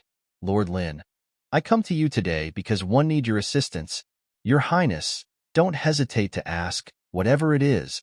Xiao Juanhao simply repeated Du's previous words. Xiao Juanhao continued, The refurbishment of the palace is my father's desire. Naturally, I will see it fulfilled. However, one lacks sufficient funds. Thus, I hope that you, Lord Lin, can negotiate with other court officials and lend me a hand. Your Highness, are you suggesting that we fundraise among the civil and military officials? Lin Rahai inquired, a hint of discomfort visible in his eyes upon hearing Xiao Junhao's proposition. Xiao Juanhao simply nodded. Seeing Lin Rahai's perturbed expression, he reassured, Lord Lin, if this venture succeeds, I'll certainly remember your significant contribution. Despite Xiao Junhao's assurance, Lin Rahai's face remained clouded. Years of experience in the court had made him aware of the difficulty of the task at hand. Suddenly, Lin Mingyao turned to her father. Father, please assist His Highness. Upon hearing his daughter's plea, Lin Rahai gave Xiao Juanhao a firm look. Your Highness, one promised to do my utmost. Am grateful, Lord Lin. One look forward to hearing from you. Upon completing his statement, Xiao Juanhao stood up from his chair, prompting Lin Mingyao to follow him promptly. Once they reached the courtyard, Lin Mingyao softly spoke. Please forgive my father, Your Highness. It's fine. One know that Lord Lin has his own considerations. Yao heir, one won't hold it against him. That's good. Your Highness, don't worry. I will convince my father as soon as possible. Also, Your Highness, please take these. As she spoke, Lin Mengyao handed Xiao Juanhao a wooden box. Seeing the mysterious box, Xiao Juanhao expressed confusion. What's this? Over the past few years while studying medicine at my maternal grandparents' home, I have opened several clinics. The earnings aren't much, but they've accumulated over the years. Now, I'd like to give this to you, Your Highness. Listening to Lin Mingio's explanation, Xiao Juanhao opened the box to find a stack of banknotes. His gaze lingered on them, his eyes reflecting a complex emotion. Still, when he looked up at Lin Mengyao, his eyes softened into a warm smile. Yao heir, you are the only one truly loyal to me in this world. I won't let you down. Yao heir believe in you, Your Highness. Upon learning of Xiao Junhao's new responsibility, Zhang Peihuan had been keeping tabs on him, surprised by the swift pace of his actions. General Mansion. Father, has something stirred up in court? You don't seem to be in high spirits, Zhang Peihuan inquired, observing Zhang Hong's grim expression. Having concluded his leave, Zhang Hong had returned to his usual court duties. Ever since Zhang Hong and his wife came back, Zhang Peihuan had established a routine of dining at Yinlin every night. But this evening, as soon as she settled down, she noticed Zhang Hong's pronounced frown. Upon hearing Zhang Peihuan's voice, Zhang Hong chose to remain silent. It was Shui Yin who decided to elaborate first. It's all about the refurbishment of the palace. The Prince Qing must have slipped some beguiling concoction to the court officials, prompting them to willingly contribute silver. Lin Rahai took the lead, persuading nearly all the military commanders. After today's court session, he even sought out your father, she added. Reflecting on Lin Mengyao, Zhang Peihuan wasn't surprised by Lin Rahai's efforts on behalf of Xiao Juanhao. However, Lin Rahai's approach towards her father did stir up a degree of surprise within her. It was no secret that the Lin family and the Zhang family were not on congenial terms. After thinking for a while, Zhang Peihuan addressed Zhang Hong. Father, has the emperor expressed any sentiments regarding this matter? The emperor must know. Otherwise, Prince Qing would not dare to act so boldly. The emperor did not say anything about the matter of the courtiers paying. If that's the case, father, you should feign ignorance. Huan heir, are you suggesting we abstain from contributing? Indeed. Matching her gaze with Zhang Hong's stern eyes, Zhang Peihuan softly said, if the emperor personally steps in, father, we would have no option but to shell out some silver. But now, as the emperor has remained silent, it's best for you, father, to continue playing ignorant. If Lord Lin approaches you again, either claim you're short of money or suggest borrowing some from him.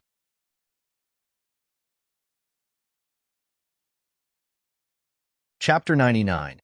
Escorting Jiang Xijin to the military camp. If your father were to actually borrow money from Lin Rahai, it would probably infuriate him to death. Upon hearing this, Shui Yin burst into laughter. Zhang Hong didn't chuckle, but a smile flickered in his eyes. Well, do as Huan heir suggests, he declared after a pause. Mother, why hasn't Xijin shown up today? Zhang Peihuan, aware of Zhang Shangbai's departure for the military camp, glanced at Shui Yin as Zhang Xijin was noticeably absent. Eldest sister? Suddenly, Zhang Xijin's voice echoed from the hall's entrance. Instinctively turning around, Zhang Peihuan saw a distinct change in Zhang Xijin's appearance. Her long hair was bound high, she wore plain cloth attire, and her wrists were tightly fastened. Seeing her in such a state, Zhang Peihuan remembered that she was headed to the military camp. Are you leaving for the camp today? If she goes during the day, it might stir trouble. So, after some thought, your father and I decided she should go at night, Shui Yin explained. She then turned to Jiang Xijin. Have you packed everything? Yes, everything's ready, Jiang Xijin confirmed. Then have your meal. After dinner, Deputy General Liu will escort you to the camp. This journey to the camp was your decision. If you turn back midway, I won't let it slide. Father, rest assured. One won't do anything to tarnish your honor, Jiang Xijin replied, her eyes sparkling with anticipation. Zhang Peihuan, looking at the young girl beside her, turned to Zhang Hong. Father, I'll escort Sijin to the camp later. Wouldn't you? Very well, go ahead. Jiang Hong started to protest, but upon receiving a pinch from Shui Yin, he quietly acquiesced. The news of Jiang Sijin's departure to the camp had not been made known to the rest of the Jiang family, hence only the family from the main house accompanied her. Remember, once at the camp, heed your brother's words and don't cause a scene. Shui Yin couldn't help but admonish her youngest daughter. Jiang Sijin climbed onto her horse and looked down at Shui Yin and Jiang Hong. Father, mother, you needn't worry. One promised not to let you down. Then, turning towards Jiang Peihuan, she said, Sister, let's go. All right. After bowing to her parents, Jiang Peihuan mounted her horse. Deputy General Liu and the others trailed behind them. The military camp was 10 kilometers away from the outskirts of the city. They did not make a sound along the way and rode their horses in the direction of the military camp. As they neared the entrance, Jiang Peihuan heard the distant thump of horse hooves. Initially, she believed that Jiang Changbai had sent someone to escort Jiang Sijin, but as they closed the distance, the sounds of conflict reached her ears. Although it sounded like a fight, it was actually a one-sided suppression. Han Feng alone had kicked more than 10 people off the horses. Master, its eldest miss and third Mississippi. When he heard the sound of horse hooves, Han Feng thought that it was the other party's reinforcements. It was not until he saw Jiang Peihuan at the front that Han Feng looked at Xiao Nani behind him with surprise. Catching sight of Jiang Peihuan's face, the man spurred his horse, Zhui Yun, and quickly made his way to her. Pulling up alongside her, Xiao Nani quietly asked, What brings you here? Jiang Peihuan's gaze fell upon the men Han Feng had unseated. She had assumed that Xiao Nani had once again found himself the target of an assassination attempt, yet these men were clearly not skilled assassins. Seeing Jian Peihuan's eyes, the man said softly, These people are just bandits around here. Hearing this, Jian Peihuan was a little surprised. At that moment, another person approached, Prince En, whom she hadn't seen for some time.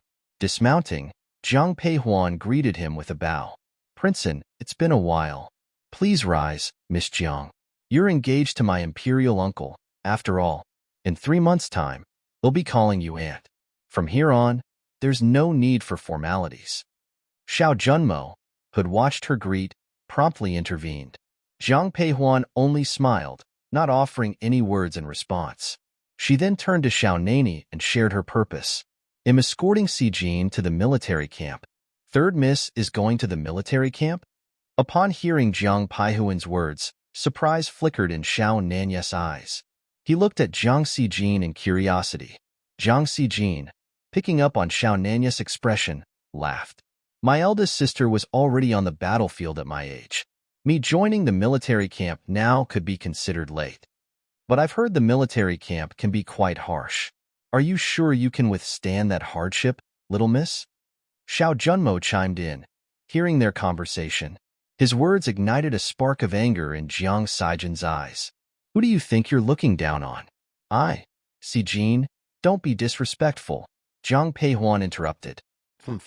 Anger still simmered in Jiang Sijin's eyes, but at Jiang Peihuan's admonishment, she held her tongue, simply snorting at Xiao Junmo in contempt. The latter touched his nose and retreated into silence. Your Highness, Prince En, Jiang Peihuan began. Sijin's manners may be a bit rude, but it's simply her nature. I hope you'll forgive any lapses in decorum. Miss Jiang, no need for such formality. One misspoke. Prince En replied humbly. Aren't you all headed to the military camp? It's getting late. Allow me to escort you there. Upon hearing Xiao Nani's words, Jiang Peihuan simply nodded. However, as she was about to mount her horse again, she noticed the people on the ground starting to kowtow. Please, King Chung, have mercy. We didn't know it was you. If we did, not even 100 times our courage would have been enough for us to dare rob you. Imperial uncle, what should we do with these people? The crime of robbing innocent people is punishable by death. Han Feng, handle them. Upon hearing Xiao Nani's instructions, Han Feng immediately drew his sword. Seeing this, the men on the ground started to panic and kowtow more frantically. Spare you, King Chung, hold on. Han Feng was about to carry out the execution, but at Jiang Peihuan's command, he stopped. Zhang Peihuan turned to Xiao Nani and said softly, just killing them seems too lenient. Let them serve in the military camp instead. The kitchen needs helpers, and so does the stable. This could give them a chance to redeem themselves. We're willing to serve in the military camp. We'll do anything. Upon hearing Zhang Peihuan's proposition, the men hastily agreed. Xiao Nani didn't say anything in response. Instead, he nodded. All right, we'll do as you say.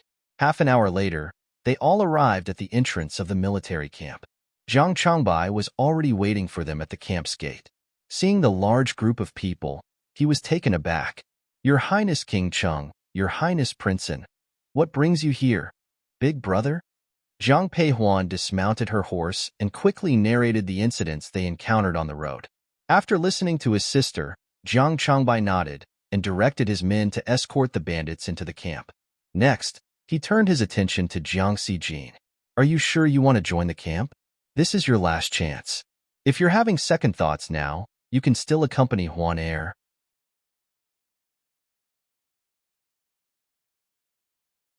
Chapter 100. Midnight Vandalism. Elder brother, don't say anything more. I've made up my mind. I'm not going back. Jiang Xijin cut off Zhang Changbai mid-sentence, leaving him silent. He turned his gaze to Zhang Peihuan. Huan Er, you know it's forbidden to enter the camp without permission. You should go back with Deputy General Liu. I understand, elder brother, Zhang Peihuan replied. After this, she looked at Jiang Xijin, reached out, and gently pat her head. A smile on her face, she spoke. Your eldest sister has faith in you. They'll be waiting for your good news. Jiang Xijin's eyes sparkled with joy at these words. She embraced Zhang Peihuan gently and reassured. Don't worry, eldest sister. Then, Zhang Peihuan turned to Xiao Nani and Xiao Junimo. Your Highnesses, let's leave now. Xiao Nani nodded, climbing onto his horse, Zhue Yun. Everyone departed, leaving the once lively entrance of the camp deserted, except for Zhang Changbai and Jiang Xijin. It was only after Zhang Peihuan's figure disappeared in the distance that Zhang Changbai turned to Jiang Xijin. Let's go in. Since horses weren't allowed inside the camp, Jiang Xijin led her horse and followed Zhang Changbai. Upon entering, someone took her horse to the stables. As soon as she entered, someone took her horse to the stable. Zhang Changbai guided Jiang Xijin to the entrance of a large tent, indicating the tent beside him. From now on, this is where you'll stay. I understand. Hearing Zhang Changbai, Jiang Xijin started to walk in, only to be halted by him. Xijin, remember this. From the moment you step into this military camp, you're no longer the third miss of the Jiang family, but an ordinary soldier. Silently acknowledging his words, Jiang Xijin pushed open the tent flap. Most of the people inside the tent were already asleep, but a few woke at the sound. Are you new here? Asked a woman with delicate features and indifferent eyes, sleeping near the entrance. The person sleeping by the door took the initiative to speak. The woman had delicate features, but the expression in her eyes was very indifferent. Jiang Xijin nodded, replying in a soft voice, Yes, I'm new. Sleep across from me. Keep your voice down and don't disturb others, the woman instructed before laying down again. After saying this, the woman lay down. Under the dim moonlight, Jiang Xijin scanned the tent. It was spacious with 2 large bunks, each accommodating about 10 people. The woman had pointed to a spot near the entrance, where anyone opening the curtain would cause wind to brush her face. Silent for a moment, Jiang Xijin climbed onto the bunk. Lying there, she felt a strange sensation, but she gritted her teeth, thinking about how Zhang Peihuan had endured the same. Meanwhile, Zhang Peihuan had already reached the city. Miss, why has the third miss suddenly gone to the military camp? Was it the great general's orders? It was late at night, yet many places in the city were still brightly lit. Watching the lively crowd, Xiao Junmo turned towards Zhang Peihuan to voice his query. Upon hearing this, Zhang Peihuan shook her head. My parents didn't wish for Xijin to go to the military camp. It was her own decision. She went on her own? Seeing Zhang Peihuan confirm this with a nod, a hint of surprise flitted through Xiao Junmo's eyes. Zhang Peihuan, without further comment, shifted her gaze towards the man beside her. Your Highness, do you have any business to attend to tonight? The palace refurbishment require a considerable amount of wood. My imperial brother asked me to survey the outskirts of the city to find suitable timber. You're practically robbing us. We're going to report this to the officials. Just as Jiang Peihuan was about to speak, she heard a commotion from afar. At first, she didn't pay it much heed, but the shop involved was under the name of Lu Xiu. After some thought, she looked at the man beside her, saying, "That's my third aunt's shop. One should check it out." With that, Jiang Peihuan nudged her horse forward. Watching her receding figure, Xiao Nani promptly patted Zhue Yun's head. Seeing this, Xiao Junimo quickly followed suit. They reached a paint shop. A mess of spilled paint covered the floor, while the shop assistant and the manager stood firm at the entrance, barring anyone from leaving. The individuals inside the shop had a mocking look in their eyes. "You've got nerve. This paint is for the palace renovation.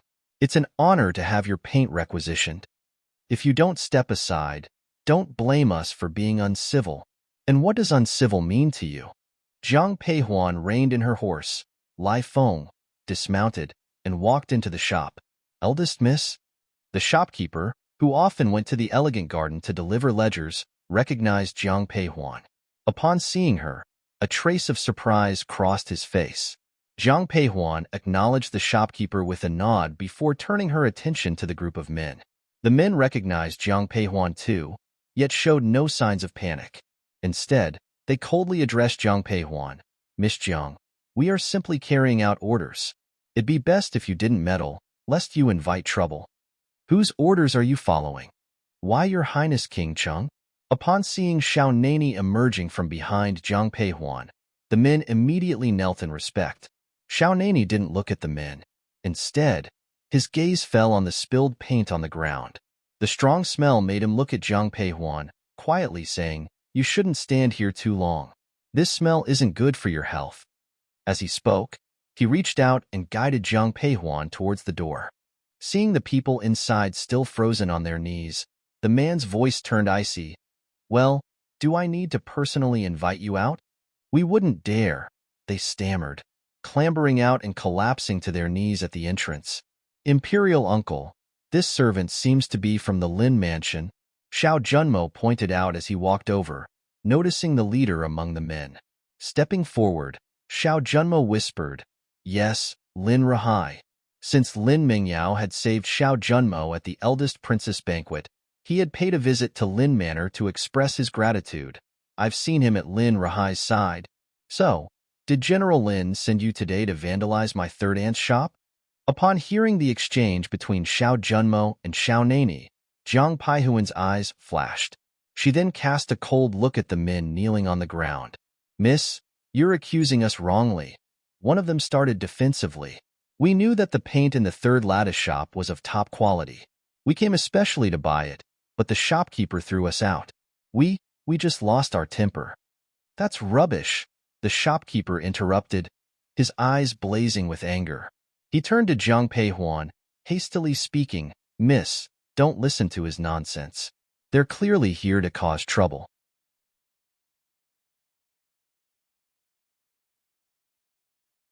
Chapter 101. Going to the Lin family, they offered a price that didn't even cover the cost of the paint. Naturally, one couldn't agree to such a proposal. After hearing my refusal, they started to rob and beat me. The shopkeeper's eyes were filled with rage as he uttered the last sentence. Upon hearing the shopkeeper's words, Jiang Peihuan's eyes revealed a hint of chill. She glanced at the group and finally focused her gaze on the man in charge. "Do you have anything to refute the shopkeeper's words?" "Miss, we did this for the shopkeeper's sake. After all, the refurbishment of the palace is the emperor's task. All the officials have started contributing. I think the merchants of the capital should also." "Are you saying that what the shopkeeper said is true?" Without waiting for the man to finish, Jiang Peihuan coldly interrupted him. The man wanted to deny it, but felt a chill at his throat. He looked up and saw the long sword in Xiao Nanya's hand pointing directly at him. "So, according to you, it is the emperor's fault?" "No, no." Hearing Xiao Nanya's words, the man quickly waved his hand. However, Xiao Nani sneered, "Lin Rahai, you have some nerve. Today, I would like to see who you're relying on." Han Feng, let's go. Take them to the Lin's mansion. After that, Xiaonani turned to Zhang Peihuan next to him. His voice softened instantly. Huan Air, you should return to the general's mansion. He'll handle this matter. He'll go to the Lin mansion with you. After all, this matter involves my aunt's shop. All right, let's go together. To Zhang Peihuan's decision, Xiaonani didn't object. Han Feng, who was watching, rolled his eyes. He knew very well that his master just wanted to spend more time with the young lady. After Jin Peihuan got onto Lai Feng's back, she turned to Deputy General Liu and said, "Return to the mansion and inform third uncle about this matter." "Yes, but what about you, miss?" "Don't worry. As long as I'm here, no one will harm her." Seeing the anxious look in Deputy General Liu's eyes, Xiaonani immediately spoke up. Hearing these words, Deputy General Liu gave a respectful bow to Xiaonani and rode away. Shortly after, Xiaonani and Zhang Peihuan left for Lin's mansion with the shopkeeper and the group. Lin Mansion. Due to the matter of raising funds for the refurbishment of the palace, Lin Rahai had been in constant stress. He was sitting in his study, contemplating how to assist Xiao Juanhao. Lin Mingyao was sitting beside him. Suddenly, a hurried knock on the door interrupted him. "Come in." The butler entered the study. "Master, King Cheng is here." King Cheng. Hearing the butler's words, Lin Rahai was taken aback, quickly rising from his seat. Lin Mingyao, who was seated beside, was also surprised. She asked, "Why would King Cheng suddenly visit? Who else is with him?" Along with King Cheng, eldest Miss Jiang from the Jiang family is also here. And Lin San. It seems like something has happened. Upon hearing the butler's last sentence, Lin Rahai frowned. "Father, we should go to the main hall. We can't keep King Cheng waiting." Seeing her father in deep thought, Lin Mingyao reminded him. Hearing her words, Lin Rahai nodded in agreement. Moments later, father and daughter appeared in the main hall. As soon as he entered, Lin Rahai saw Lin San kneeling on the floor. Upon seeing Lin Rahai, Lin San appeared as though had seen his savior, but seeing the stern expression on Lin Rahai's face, he felt a sense of foreboding. "King Cheng, one wonder why you've graced us with your presence so late at night?" Lin Rahai greeted Xiaonani with a smile, trying to hide his confusion. "Is this man yours?" Xiaonani pointed at Lin San, who was kneeling on the floor. After giving Lin San a cold glance, Lin Rahai admitted, "Yes, he works in my house. I wonder what he has done to upset your highness. You seem unaware of what good deeds he's done, Lord Lin?" Seeing Lin Rahai pretending to be at a loss, Xiaonani spoke with a faint smile. His eyes were full of mockery. Upon meeting his gaze, the smile in Lin Rahai's eyes stiffened slightly, but he still spoke softly. "I genuinely do not know. I would appreciate it if you could enlighten me, your highness." "Huh," Xiaonani scoffed, and then spoke in a sarcastic tone. "Lin Rahai, I am surprised that you dare to misuse the emperor's orders for your own personal gain. Your highness, where does this accusation come from? I'm truly being wrongly accused. If Lord Lin feels wronged, how do you explain the incident of someone from your side trying to steal paint from my third aunt's shop tonight?" As soon as Lin Rahai's words fell, Zhang Peihuan spoke directly. Sitting at the end of the table, Lin Mingyao, hearing Zhang Peihuan's words, quickly spoke up. "Miss Jiang, my father is always straightforward and would never do such disgraceful things. Please be careful with your words." "Miss Lin, there's no need to be so agitated. I'm just saying the truth." Having said that, Zhang Peihuan looked directly at the shopkeeper. Receiving Zhang Peihuan's gaze, the shopkeeper stepped forward and repeated what he had said earlier. After the shopkeeper finished speaking, Zhang Peihuan looked at Lin Mingyao. "Miss Lin, you might want to ask your people. Has the shopkeeper said anything untrue?" Upon hearing Zhang Peihuan's words, Lin Mingyao's face turned grim. She subconsciously looked at her father. Seeing the increasingly troubled look on Lin Rahai's face, Lin Mingyao frowned. Just as he was about to speak, a mocking voice came from the entrance. "Lord Lin, you cannot curry favor with Prince Qing using my wife's property. Or are you suggesting that you think I, Jiang Ren, am easy to bully?" As the voice trailed off, Jiang Ren's tall figure appeared next to Zhang Peihuan. Seeing Jiang Ren, Zhang Peihuan moved forward to salute him. "Third uncle." Xiaonani acknowledged him with a nod. Jiang Ren glanced at the two of them, then turned his gaze to Lin Rahai. Lord Lin, according to your people, this act was carried out under orders. But it seems my Jiang mansion has not received any decree from the emperor. I wonder whose order was it that you were following? When Lin Rahai saw Jiang Ren appear, his already stern face turned even more grim. But to Jiang Ren's question, he had no way of explaining. In the silence, Lin Mengyao suddenly stepped forward, bowed to Jiang Ren, and then spoke softly, Lord Jiang, this incident is a misunderstanding.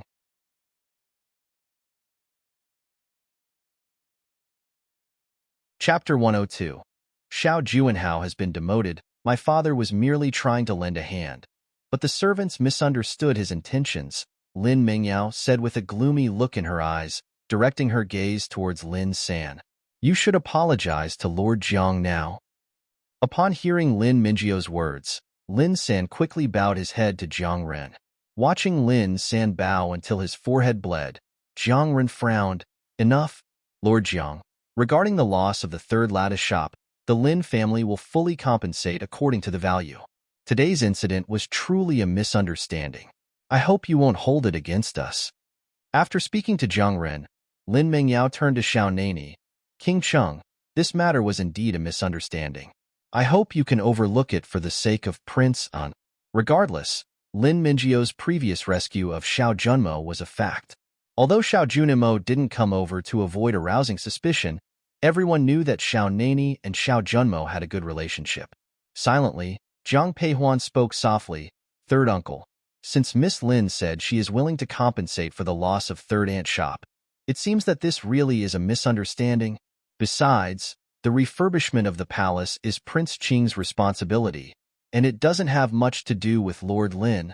Upon hearing the first part of Zhang Peihuan's sentence, a faint smile appeared in Lin Mingyao's eyes.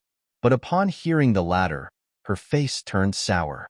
After Zhang Peihuan spoke, Jiang Ren responded indifferently, since Huan says so, perhaps this really is a misunderstanding, but I don't want such a misunderstanding to happen a second time. Otherwise, one would have to speak to the emperor with Lord Lin. By the end of his sentence, Jiang Ren's eyes were filled with threat. Huan let's go home. After speaking, Jiang Ren turned to Zhang Peihuan. Seeing this, Xiao Nani also rose from his chair and left with Zhang Peihuan. Looking at their retreating figures, the faces of the father and daughter of the Lin family were full of displeasure. Watching the disappearing figures of Zhang Peihuan and others, Lin Mengyao turned to Lin Rahai. Father, what exactly is going on? To refurbish the palace, we need not only money but also materials like wood and paint. The paint from the Liu family shop is the best in the capital. One also wanted to help Prince Qing. Zhang Peihuan understood the plans of the Lin family very clearly. After all, in her past life, Lin Mengyao was the moonlight in Xiao Junhao's heart. Huan why did you stop me from speaking? After leaving the Lin's house, Jiang Ren turned to Zhang Peihuan and asked. Both Jiang Ren and Xiao Nani looked puzzled. Facing their doubtful expressions, Zhang Peihuan said softly, the matter of refurbish the palace. The emperor clearly handed it to Prince Qing. Third uncle, King Cheng, guess why the Lin family is so concerned on this matter? Could it be that Lin Rahai has already sided with Prince Qing? After a moment of silence, Jiang Ren turned to Zhang Peihuan. Hearing this, Zhang Peihuan nodded. You could say that, but that's not the whole reason. If I'm not mistaken, there must be some deal between Xiao Juanhao and Lin Rahai, and the best deal is a marriage alliance. As soon as Zhang Peihuan finished speaking, Xiao Nani, who was on Jue Yun's back, spoke. Hearing the man's words, surprise appeared in Zhang Peihuan's eyes. She knew these things because she had experienced them in her previous life, but she didn't expect Xiao Nani to be so insightful. That eldest Miss Lin is quite clever. No wonder she has won the heart of Prince Qing. But compared to you, Huan she is still lacking. As he spoke, Jiang Ren nodded seriously. Seeing her uncle's expression, Zhang Peihuan was a bit amused. Third uncle, you are praising your own family. I feel the same. At this point, Xiao Nani also chimed in. Upon hearing his words, Zhang Peihuan fell silent. Soon after, Jiang Ren laughed. Your Highness, by now you're also considered as part of the family. Haha, Third uncle? Hearing Jiang Ren's laughter, Jiang Peihuan gave her uncle a disgruntled look. Okay, okay, it'll stop. Your third aunt is waiting for me. King Qin, please make sure Huan Heir gets home safely. Don't worry, Lord Jiang. I will ensure Huan Heir reaches the general's mansion safely. What are you all waiting for? Hurry up and follow me. Seeing that Deputy General Liu and others were still silently following, Jiang Ren looked at them irritably and spoke. Soon, Jiang Ren left with Deputy General Liu and others. Only Xiao Nani and Jiang Peihuan were left on the street. Han Feng naturally followed Jiang Ren. Huan Heir, do you hate Xiao Juanhao? Xiao Nani suddenly asked. Upon hearing this name, Jiang Peihuan was stunned.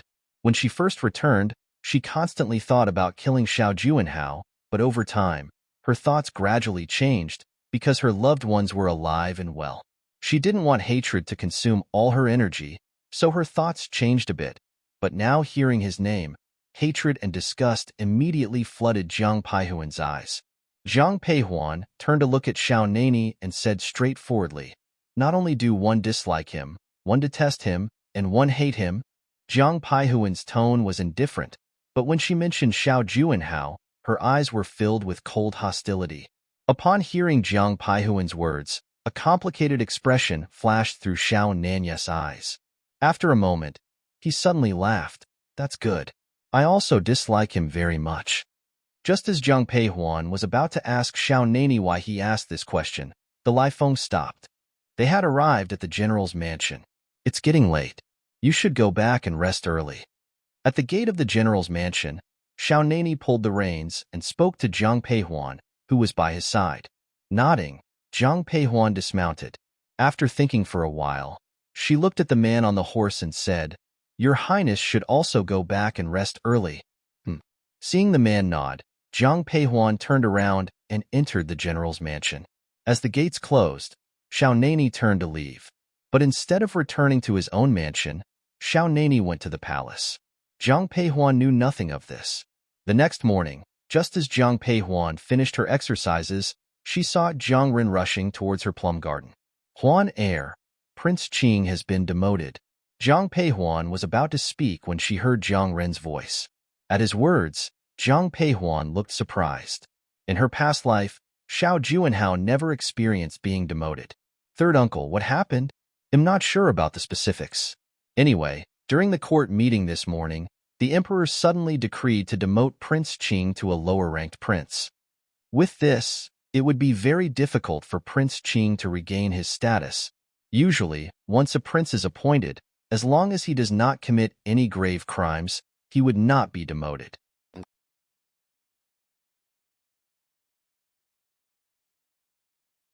Chapter 103. Liu Xian arrives at the mansion hearing Jiang Ren's words. Jiang Peihuan didn't respond verbally, but her eyes showed she was deep in thought. It seemed that this life and her previous life were quite different. However, she wouldn't feel any sympathy for Xiao Juanhao. By the way, Huan Heir, I came to ask if you have any spare time. Xian Heir is visiting your third aunt today. I have to go to the military camp soon, and Songbai is still at the academy. If you have time, you could go to Elegant Garden and have a meal with your third aunt. Once Jiang Ren finished speaking, Jiang Peihuan understood his intentions. After all, a visitor should not be neglected, especially if it's only Lu Xiu. Go ahead. Your third aunt is waiting for you. After saying these words, Jiang Ren left Plum Garden directly. Once Jiang Ren had left, Jiang Peihuan changed her clothes and went to Elegant Garden with Yu Er. Eldest Miss, Third Madam, and Miss Lu are in the small garden. Madam asked me to wait here for you. As Jiang Peihuan arrived at the entrance of Elegant Garden, she saw Jing Er waiting there. Seeing Jiang Peihuan, Jing Er quickly greeted her with a bow. Get up. Raising her hand towards her, Jiang Peihuan finally spoke with a smile. Please lead me to my third aunt. Then, Jiang Peihuan followed Jing Er towards the small garden. Before they got close, she heard Lu Xiu's laughter. Lu Xiu was usually gentle, and it was good to see her laugh so freely. Stepping forward, Jiang Peihuan quietly said, It seems my third aunt is very happy today. Is it because of Sister Xianer? Huan Heir, you've arrived. Come, sit. Hearing Jiang Peihuan's voice, Both Lu Xiao and Lu Xian turned their heads towards her. Lu Xian even stepped forward to bow. Sister Jiang. Jiang Peihuan quickly held her hand and said, "Didn't I tell you, we're all family, no need for such formalities." "All right, 111 remember." Lu Xian responded with a nod. Once Jiang Peihuan sat down, Lu Xian took a seat next to her. "Huan Heir, thank you for your help last night," said Lu Xiao. "Third aunt, we're all family, no need to be so polite." "It's just my overthinking," Lu Xiao replied, then turned to Jing Heir. "Could you check if Nanny Lu pastries are ready? Please bring some for our young lady to taste." "Yes, I'll go right away." Nanny Lu started preparing them early in the morning when she heard you were coming. "I'll have to eat a couple more then," Jiang Peihuan replied, chuckling at Lu Xiao's words. But before they could enjoy Nanny Lu pastries, Zhang Ruyun arrived. Zhang Ruyun rarely visited Elegant Garden. Seeing her sudden appearance, both Lu Xiao and Jiang Peihuan were somewhat surprised. "Third aunt, eldest sister." Zhang Ruyun stepped forward and gave a rare bow to Lu Xiao, which made Lu Xiao hastily ask, "Ruyun, is there something you need from me?" "Third aunt, the Chao family invited me to go on an outing. As my elder and younger brothers, as well as Si Jin, are not at home, it may be inappropriate for me to go alone. So, I was thinking about asking my elder sister to accompany me. Since Miss Lu is here, why don't we invite her to join us?" In Qi Kingdom, the society was rather open-minded. Unmarried men and women could hang out together. Plus, Zhang Ruyun and Chao Jun already had a marriage arrangement. However, as a prestigious family, some care was still necessary, usually having siblings accompany each other. It was expected that Jiang Peihuan would accompany, but when Zhang Ruyun suggested Lu Xian also join, Lu Xiao seemed hesitant. Although she had married into the Jiang family, the Lu family was still a merchant after all. Lu Xiao was worried her niece might be looked down upon. Without thinking, Lu Xiao looked towards Jiang Peihuan. Seeing Lu Xiao's hesitation, Jiang Peihuan reassured her, "Third aunt, they're of the same age. Let Xian Heir join them for fun. I will bring her back later." "All right, Xian Heir can go with you." Hearing Jiang Peihuan's words, Lu Xiao nodded. An hour later, Jiang Peihuan, Zhang Ruyun, and Lu Xian left the Jiang mansion. As they reached the main entrance, they saw Chao Jun on a carriage. Seeing the ladies, Chao Jun hurriedly paid his respects. "Eldest Miss Ruyun, young Master Chao." After nodding to Chao Jun, Jiang Peihuan introduced Lu Xian. "This is Miss Lu, my third aunt's niece. She's visiting us, so I brought her along. I hope you don't mind, young Master Chao." The Chao family was known for scholarly heritage, while the Lu family was merchants. As Jiang Peihuan spoke, she watched Chao Jun's face. If Chao Jun showed any dissatisfaction, she would find a way to cancel the outing. However, upon hearing Lu Xin's background, there was no change in Chao Jun's expression. He bowed, "Miss Lu." Seeing Chao Jun bow, Lu Xian quickly returned the greeting. Seeing this scene, Jin Peihuan's impression of Chao Jun changed slightly. Soon, everyone was on the carriage. The carriage was prepared by the Chao family. It was not luxurious, but it was very elegant. Once seated, Zhang Ruyun asked Chao Jun, "Brother Chao, where are we going for the outing?" "I plan to take you to Little Cloud Mountain outside the city river. It's lotus seed season. We can pick some in the evening." Although Little Cloud Mountain was named a mountain, it is not actually a mountain. It is a vast grassland with a steep slope. From afar, it looks like a mountain. Sitting at the top and looking up at the sky, the scenery is very beautiful. This is why it was named Little Cloud Mountain. "That's perfect. One can pick some to bring back." Inside the carriage, most of the conversation was between Chao Jun and Zhang Ruyun, with Lu Xian occasionally chiming in. Jiang Peihuan casually picked up a book from the table and started to read quietly.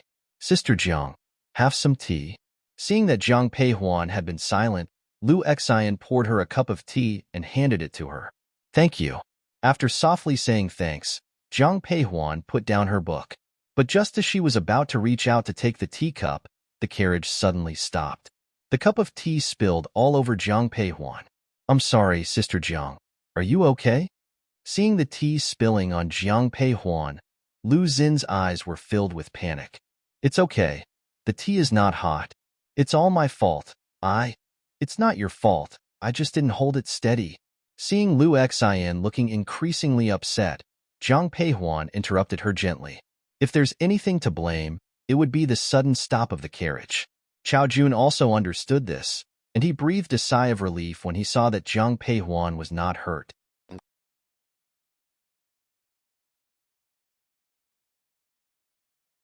Chapter 104. Going out for a walk afterward, Chao Jun lifted the curtain with a hint of anger in his eyes. It's you? As soon as he lifted the curtain, the people inside the carriage saw Yin Xian on the horseback, and Yin Xian also saw the people inside the carriage. Although the Chao and Yin families haven't officially arranged a marriage, many people in the capital knew about their discussions. When the Chao family suddenly called it off, Yin Xian became a laughing stock for many. So when she saw the Chao family's carriage, she charged over without thinking. Now seeing the people inside the carriage, Yin Xin's anger deepened. Just as she was about to speak, Zhang Rian spoke first. Yin Xian, what's the meaning of this? Do you realize you almost ran into us and scalded my elder sister? Hearing Zhang Rian's words, Yin Xin's eyes were full of triumph, but she didn't sound apologetic. I'm really sorry. Seeing Yin Xin's expression, anger flickered in Zhang Rian's eyes. If it wasn't for Chao Jun's presence, she really wanted to take out her whip. Miss Yin, please move aside. At this point, Chao Jun spoke impatiently. As soon as he did, Yin Xin's anger flared up. She looked at Chao Jun with fury. Chao Jun, are you out of your mind? To cancel the marriage with my family because of Zhang Ruyun, this washed-up woman. Yin Xian, watch your words. Hearing the words washed-up woman, Chao Jun's face was very displeased. But when Yin Xian saw his unpleasant expression, she couldn't help but smile. Am I not telling the truth? Not only has Zhang Ruyun been engaged to the Prince of Huainan, but she also had a miscarriage. Before Yin Xian could finish her sentence, the horse suddenly reared up and she tumbled off. Yin Xian climbed up from the ground, coldly glaring at the people inside the carriage. Her gaze landed on Zhang Peihuan, who was putting away her whip. While coiling up the whip, Zhang Peihuan said, if one hear these words again, one can't guarantee that my whip won't fall on Miss Yin. With the whip put away, Zhang Peihuan looked at Chao Jun and said, let's go. Hearing Zhang Peihuan's words, Chao Jun nodded and told the driver, let's go. After saying that, he lowered the curtain in his hand. The carriage moved on, but Zhang Ruyun's face inside the carriage had obviously darkened. Zhang Peihuan didn't say anything. Although Yin Xin's words were harsh, they were true. That's why she had lashed the horse instead of Yin Xian. After a while, the carriage stopped. Outside, they heard the driver's voice. Young master, we've arrived. Understood. After responding, Chao Jun lifted the curtain and got off the carriage. After all the people in the carriage got down, he let the curtain down. Since many young ladies from noble families were coming to sightsee, merchants had built many pavilions here. Chao Jun had already reserved a beautiful pavilion. After getting off the carriage, they headed straight to the pavilion. Sister Jiang, the scenery here is beautiful. Lu Xian had always wanted to come here, but the ones coming here were mostly daughters of prestige families. She worried about causing unnecessary trouble, so she never came. In her past life, Zhang Peihuan had come here a few times, but in this life, it was her first time. Hearing Lu Xin's words, she quietly said, then I'll accompany you for a walk. Today's weather was good, so there were many people out for a stroll. She didn't want Lu Xian to go alone, for fear of any accidents. Lu Xian truly wanted to enjoy the scenery. Hearing Zhang Peihuan's words, she nodded with a smile. Thank you, Sister Jiang. Afterward, Zhang Peihuan turned to Chao Jun and Zhang Ruyun. We're going for a walk. Do you want to join? Elder sister, I'm a bit tired and want to rest. You go ahead with Lu Xian. I'll join you later. I'll stay here and keep Ruyun company. Upon hearing their replies, Zhang Peihuan nodded and left with Lu Xian. Just after Zhang Peihuan and Lu Xian left the pavilion, Chao Jun anxiously looked at Zhang Ruyun. Ruyun, are you angry with me? I'm not angry at you. I'm angry at myself. After all, what Yin Xian said was, Ruyun, stop. Before Zhang Ruyun could finish, Chao Jun interrupted her softly. Looking into her eyes, he said seriously, One know if I say I don't care at all, you won't believe me. One admit, the matter between you and the Prince of Huainan does bother me a little. But it's not because of so-called innocence, but because one feels sorry for the hurt you've suffered. One even blame myself for not meeting you earlier, especially since fate had given me an opportunity. Ruyun, being able to finalize our engagement and, soon, marry you. 1 a.m. already very content. So, don't be upset by others' words. It hurts me to see you like that. Hearing Chao Jun's words, Zhang Ruyun's eyes filled with tears. After a while, she nodded. All right, I'll remember your words. Seeing her smile again, Chao Jun said with a laugh, let's go find eldest Miss Jiang and Lu Xine. Okay. Zhang Ruyun nodded, and they left the pavilion together. At this moment, Zhang Peihuan and Lu Xine had reached the moat. Just as Chao Jun had predicted, the lotus seeds in the moat were ripe, and many people were picking them from small boats. Seeing this, Lu Xin's eyes were filled with excitement. Sister Jiang, should we go and pick some lotus seeds too? Seeing the enthusiasm in her eyes, Zhang Peihuan nodded. Elder sister? At this moment, they heard Zhang Ruyun's voice from behind. When Chao Jun and Zhang Ruyun walked up to them, Chao Jun softly said, I've already prepared a few small boats. Eldest Miss Jiang and Miss Lu, do you want to pick lotus seeds? We were just about to go. Upon hearing that Chao Jun had prepared the boats, Lu Xin's eyes lit up with joy. To facilitate picking lotus seeds, the boats were made very small, so a boat could just accommodate 2 people. A short while later, Zhang Peihuan and Lu Xine boarded one boat, while Zhang Ruyun and Chao Jun got onto another. The water in the moat was flowing, so once they got on, they didn't have to paddle. Occasionally, they just needed to gently stroke the water with their hands, and the boat would drift on its own. At first, the 2 boats were close together, but after a few strokes, they drifted apart.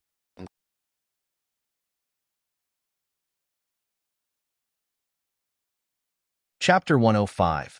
Falling into the water unconsciously, Jin Peihuan found that the boat she and Lu Xine were in was gradually drifting towards the middle of the moat. At first, Lu Xine didn't notice anything wrong, but as the speed increased, she became somewhat puzzled. Sister Jiang, is our boat rowing too fast?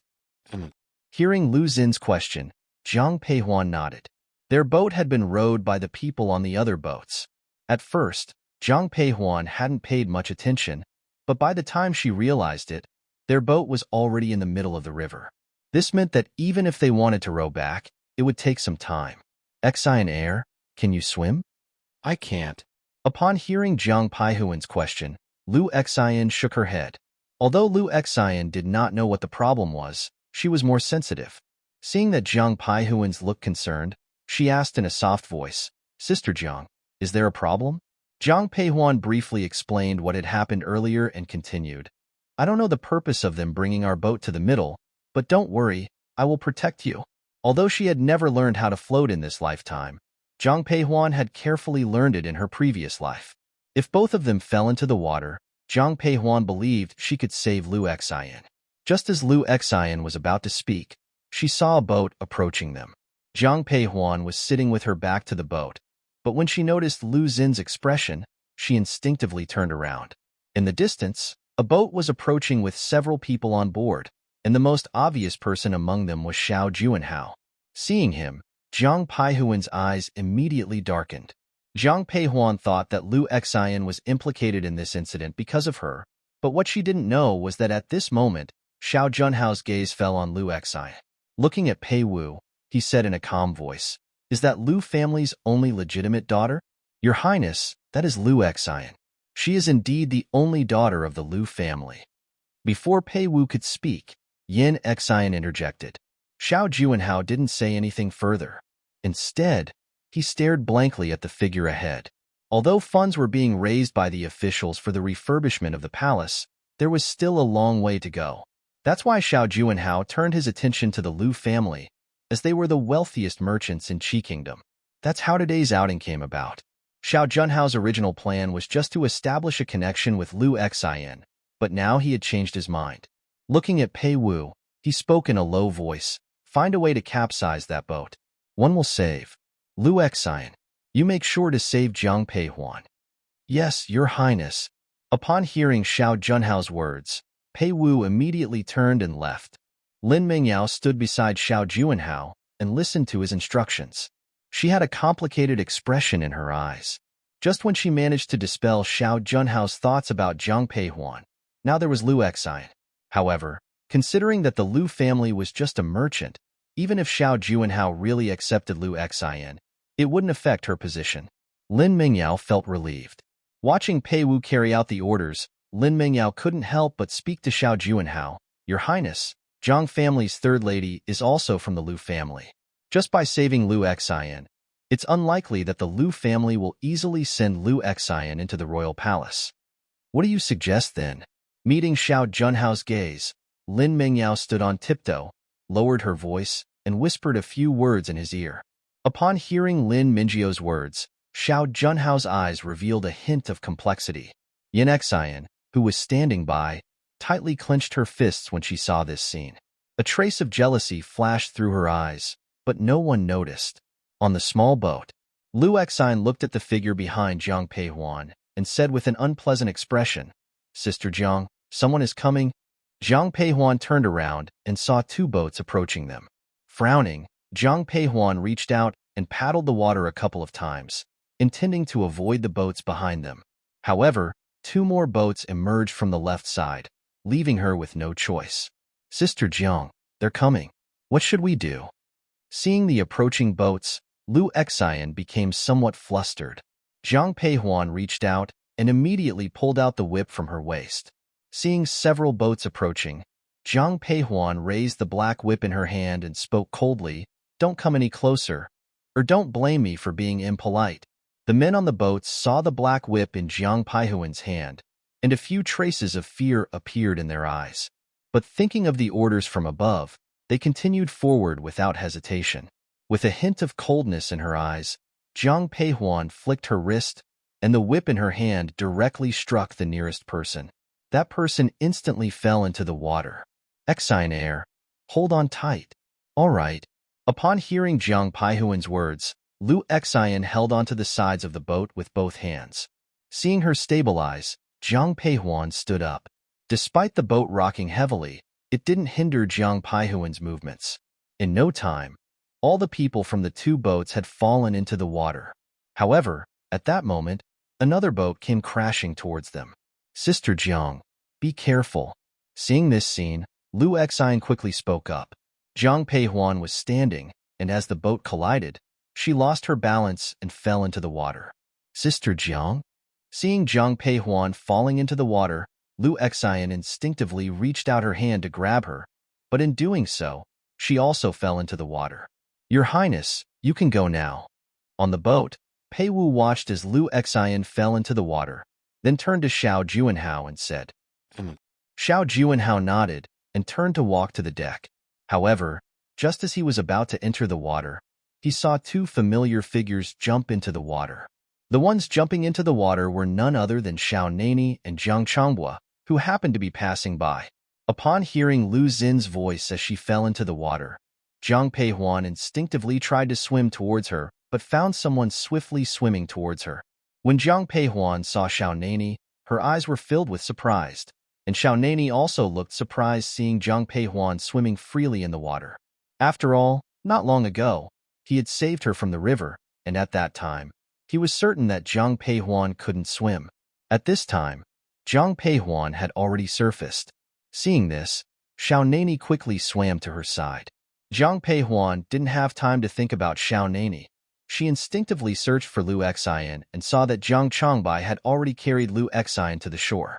Only then did she breathe a sigh of relief. Exine air, are you okay?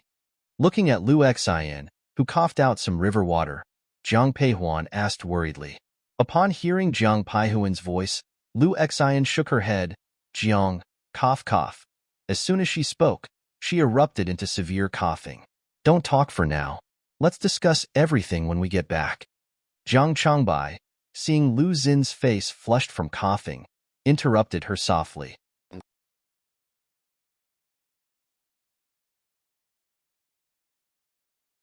Chapter 106. Return to the mansion, eldest sister. Get on the carriage quickly. At this moment, The Chow family's carriage arrived. Hearing Zhang Ruyan's voice, Zhang Peihuan hurriedly helped Lu Xian onto the carriage. They had brought spare clothes with them because they were worried about getting their clothes wet on the way. Xian heir, change out of your wet clothes first. After sitting inside the carriage, Zhang Peihuan immediately looked at Lu Xian and spoke. Lu Xian nodded and began changing her clothes. Seeing this, Zhang Peihuan also changed out of her wet clothes. When she lifted the curtain, she saw that Xiao Nani and Jiang Changbai had also changed their clothes. After the two of them got on the carriage, Jiang Changbai quickly turned to Zhang Peihuan and said, Huan heir, why did you and Miss Lu fall into the water? It was Prince Qing. After briefly explaining the situation, Zhang Peihuan continued, he must have planned this beforehand. The plan, however, was unclear whether it was targeted at her or for some other reason. Or perhaps it was due to the grudge he held since their encounter at the estate. Why would Prince Qing scheme against you? Have you offended him in any way? Hearing Zhang Peihuan's words, Jiang Changbai looked puzzled. At this moment, Xiao Nani spoke up. I will have someone investigate this matter thoroughly. If Xiao Juanhao truly intends to harm you, I will not let him off. As he spoke the last sentence, a fierce determination flashed in Xiao Nanya's eyes. Elder brother, why are you and His Highness here? The Emperor ordered me to come and inspect the refurbishment of the palace. I found it boring, so I brought young General with me. Before Jiang Changbai could respond, Xiao Nani preemptively replied upon hearing Zhang Peihuan's words. Upon hearing this, Zhang Peihuan nodded, then turned to Jiang Changbai and said, Elder brother, do you plan to return home with us? I won't be going back with you. His Highness and I still have to go check on the refurbishment of the palace. You go back on your own. When you return, have the doctor examine you and give Miss Lu some medicine for her cold. Understood, elder brother. Seeing Zhang Peihuan nod, Jiang Changbai turned to Xiao Nani and said, Your Highness, let's go ahead. Upon hearing Jiang Shangbai's words, Xiao Nani nodded. But as he was getting off the carriage, he whispered to Zhang Peihuan, I will have Han Feng investigate this matter as soon as possible. Wait for my message. Seeing Zhang Peihuan nod, Xiao Nani got off the carriage. Afterward, Zhang Peihuan and her group left on their own, heading towards the Jiang mansion. On the boat, watching the departing group, Xiao Junhao's expression turned gloomy. Beside him, Pei Wu also wore an unpleasant expression. Seeing Xiao Junhao remain silent, he approached and spoke softly, Your Highness, what should we do now? You personally go to the Lu mansion and say that I want to take Lu Xian as a concubine, and have them pick a date to send Lu Xian to Prince Qing's mansion? Your Highness, this may not be appropriate. Although the Lu family is a merchant, they are still in-laws with the good Jiang residents. What if? Before Pei Wu could finish his sentence, Xiao Junhao directly interrupted him. At this moment, Xiao Junhao's eyes were filled with a gloomy expression. It was almost a done deal, but Xiao Nani and Jiang Changhua had to interfere. Turning to Pei Wu, Xiao Junhao coldly spoke, I have already been demoted to a marquis. If there are any more mishaps with the palace refurbishment, then, in any case, do as I said. Pei Wu wanted to persuade further, but seeing the expression in Xiao Junhao's eyes, he thought for a moment and silently closed his mouth. Just do as His Highness said. Although the Lu family is related by marriage to the Jiang family, it doesn't change the fact that they are merchants. At this moment, Lin Mingjio's voice came from behind. Upon hearing her words, Pei Wu nodded and stepped forward to salute. Yes, I will go to the Lu family as you instructed. Your Highness, don't worry. There's no need for concern. Once Lu Xian enters the prince's mansion, the matter of money will be resolved. After Pei Wu left, Lin Mingyao looked at Xiao Junhao with gentle eyes and said, In the past, whenever Xiao Junhao heard Lin Mingjio's words, his eyes were full of tenderness. However, at this moment, although there was still some warmth in his eyes, there was also a hint of displeasure. Let me have someone accompany you back to the residence. After saying this, Xiao Junhao turned around and left. As she watched his departing figure, Lin Mingyao hesitated for a moment, but said nothing. At this time, Zhang Peihuan had already arrived at the Jiang mansion. Why did this happen out of nowhere? Lu Xiu had received the news and was waiting at the entrance of the elegant garden. When she saw Zhang Peihuan and Lu Xian appear, She immediately approached with a worried expression.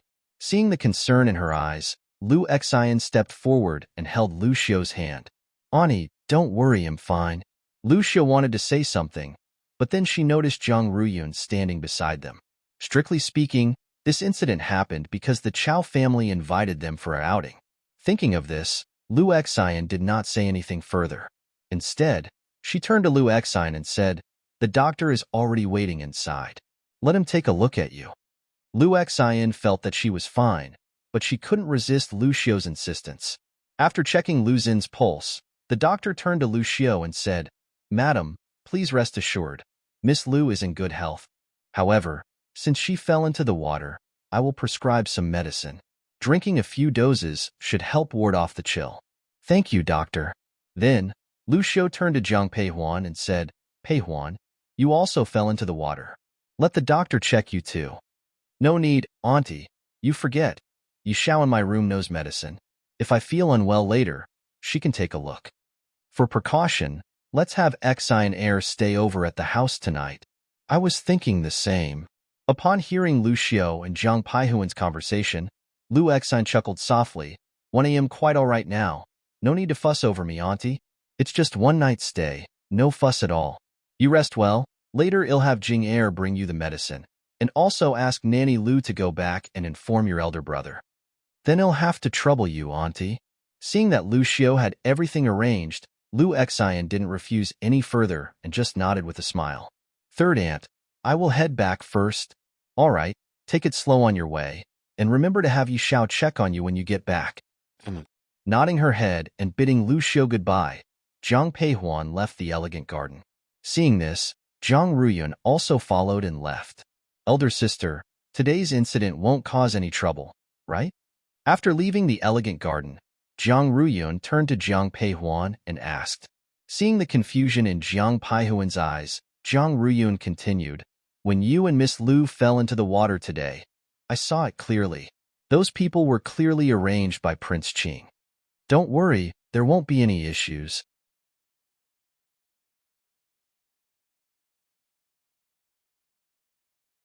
Chapter 107. Xiao Junhao's scheme. Seeing the worry in Zhang Ruyun's eyes, Zhang Peihuan gently started to speak. Before she could say anything else, Zhang Peihuan continued, "You're tired today too. You should go home and rest early." After parting ways with Zhang Ruyun, Zhang Peihuan returned directly to her own elegant garden. "Eldest miss?" Just as she reached the entrance, she saw Yi Xiao waiting there. After greeting Zhang Peihuan, Yi Xiao softly said, "Miss, please let me check on you." Zhang Peihuan didn't refuse, and after she entered her room, she stretched out her hand. After carefully taking Zhang Peihuan's pulse and confirming that she had no health issues, Yi Xiao finally released her hand. "By the way, have there been any developments these past few days?" For the past few days, Zhang Peihuan had assigned Yi Xiao a task to keep an eye on Jian Mei. Hearing Zhang Peihuan's question, Yi Xiao nodded. Looking at Zhang Peihuan, she lowered her voice. "Miss, the news of you and the second miss going out today was leaked by Aunt Mei." Hearing this, a flash of surprise appeared in Zhang Peihuan's eyes. She had been curious about how Xiao Juanhao had found out about their whereabouts. Now, she understood. How did she leak the information? The old woman Wang, who guards the back gate, was bribed by Aunt Mei. "Miss, do you want me to bring that old woman Wang here?" "No need for now." Hearing Yi Xiao's words, Zhang Peihuan shook her head, tapping her fingers lightly on the table. "One want to see what her goal is, so let's keep this old woman Wang for now. But in the meantime, we'll need you to keep an eye on them." "Don't worry, Mississippi. I know what to do." With Yi Xiao's skills, tracking two people was nothing. Therefore, after giving her instructions, Zhang Peihuan didn't say anything more. After changing her clothes, Zhang Peihuan went to Yinlin. Since Zhang Hong's vacation ended, he had become busy again, so Shuiyin was often alone in Yinlin. And because Zhang Xijin also went to the military camp, worried that Shuiyin would be lonely, Zhang Peihuan had dinner at Yinlin every night. When Zhang Peihuan arrived at Yinlin, she saw Shuiyin sewing clothes, which were clearly for Zhang Hong. "Mother, did you see the doctor? Are you all right?" Upon hearing Zhang Peihuan's voice, Shuiyin put down the clothes in her hands and looked at her carefully. Seeing that she is fine, she finally sighed in relief. Sitting down next to Shui Yin, Zhang Peihuan softly said, "Don't worry, mother, I'm fine." Not wanting to worry Shui Yin, Zhang Peihuan quickly changed the topic. "Mother, are you sewing clothes for father?" "Your father only wears clothes that I sew for him. I didn't have time while one was in the military, but now that one have nothing to do at home, one can make more clothes for him." Shui Yan's eyes softened when she talked about Jiang Hong. Seeing the expression in her eyes, Zhang Peihuan also showed a slight smile. She couldn't help but remember this time in her past life when Jiang Chongbai had already passed away, and both Shui Yan and Jiang Hong were deeply affected. Now, seeing her parents and brother well, Zhang Peihuan felt a great joy in her heart. "Huan I'm talking to you. Why are you spacing out?" Seeing that Zhang Peihuan was distracted, Shui Yan couldn't help but raise her voice a little. Hearing Shui Yan's voice, Zhang Peihuan snapped out of her thoughts and looked at her, quietly asking, "What did mother just say?" "I asked, do you want to learn to sew clothes?" "Me. You and King Chong have already set the marriage date, and several days have already passed since the 3rd month. According to the customs of Qi Kingdom, you should prepare some clothes for him before your big wedding. Although the embroiderers can do it on your behalf, it's not as sincere as making it yourself. What do you say? Should one teach you?" Seeing the confusion in Jiang Peihuan's eyes, Shui Yin asked with a smile. However, upon hearing this, Zhang Peihuan quickly shook her head. "No need. I can have the embroiderers prepare it." Hearing this, Shui Yin didn't insist. After dinner, Zhang Peihuan returned to her own palm garden. The room was already lit, and Zhang Peihuan thought it was Yu'er. But when she opened the door, she saw Xiao Nani sitting at the table. At this moment, he was drinking tea from Jiang Peihuan's usual teacup. "Back already?" Seeing Jiang Peihuan, the man put down his teacup and spoke softly. Compared to before, Jiang Peihuan seemed to be getting more used to this man suddenly appearing in her room. She moved closer, sat on the chair next to him, and then began to speak. "Your Highness, did you find out about my fall into the water today?" "Indeed."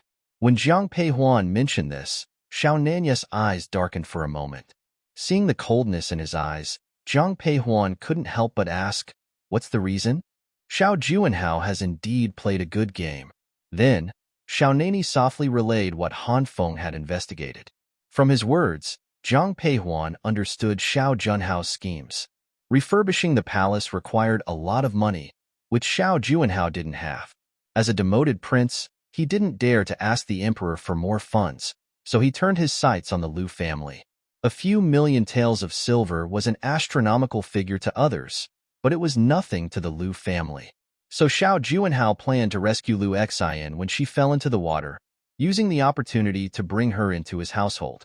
As the only legitimate daughter of the Liu family, if she was under his control, the Liu family would become Xiao Junhao's money bag. Understanding this, Zhang Peihuan's eyes filled with ridicule. He really never changes. In her past life, he deceived her feelings for power. Now, in this life, he wants to deceive Liu Xian for money, which is very much in line with Xiao Junhao's character. "Xian heir was saved by my elder brother, and now his scheme will fail." Thump, thump. As Zhang Peihuan's words trailed off, there was a knock at the door. "Eldest miss, there's trouble in the 3rd lattice courtyard." Yu Er's voice came from the doorway, her tone full of urgency.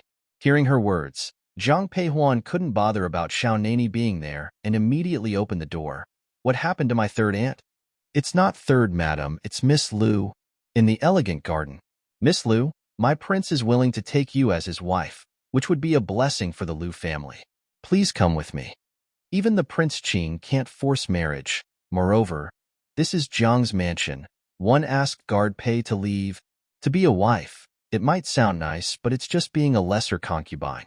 In the prince's residence, aside from the princess, there are also side consorts and wives among others, but a wife is just the lowest-ranking concubine.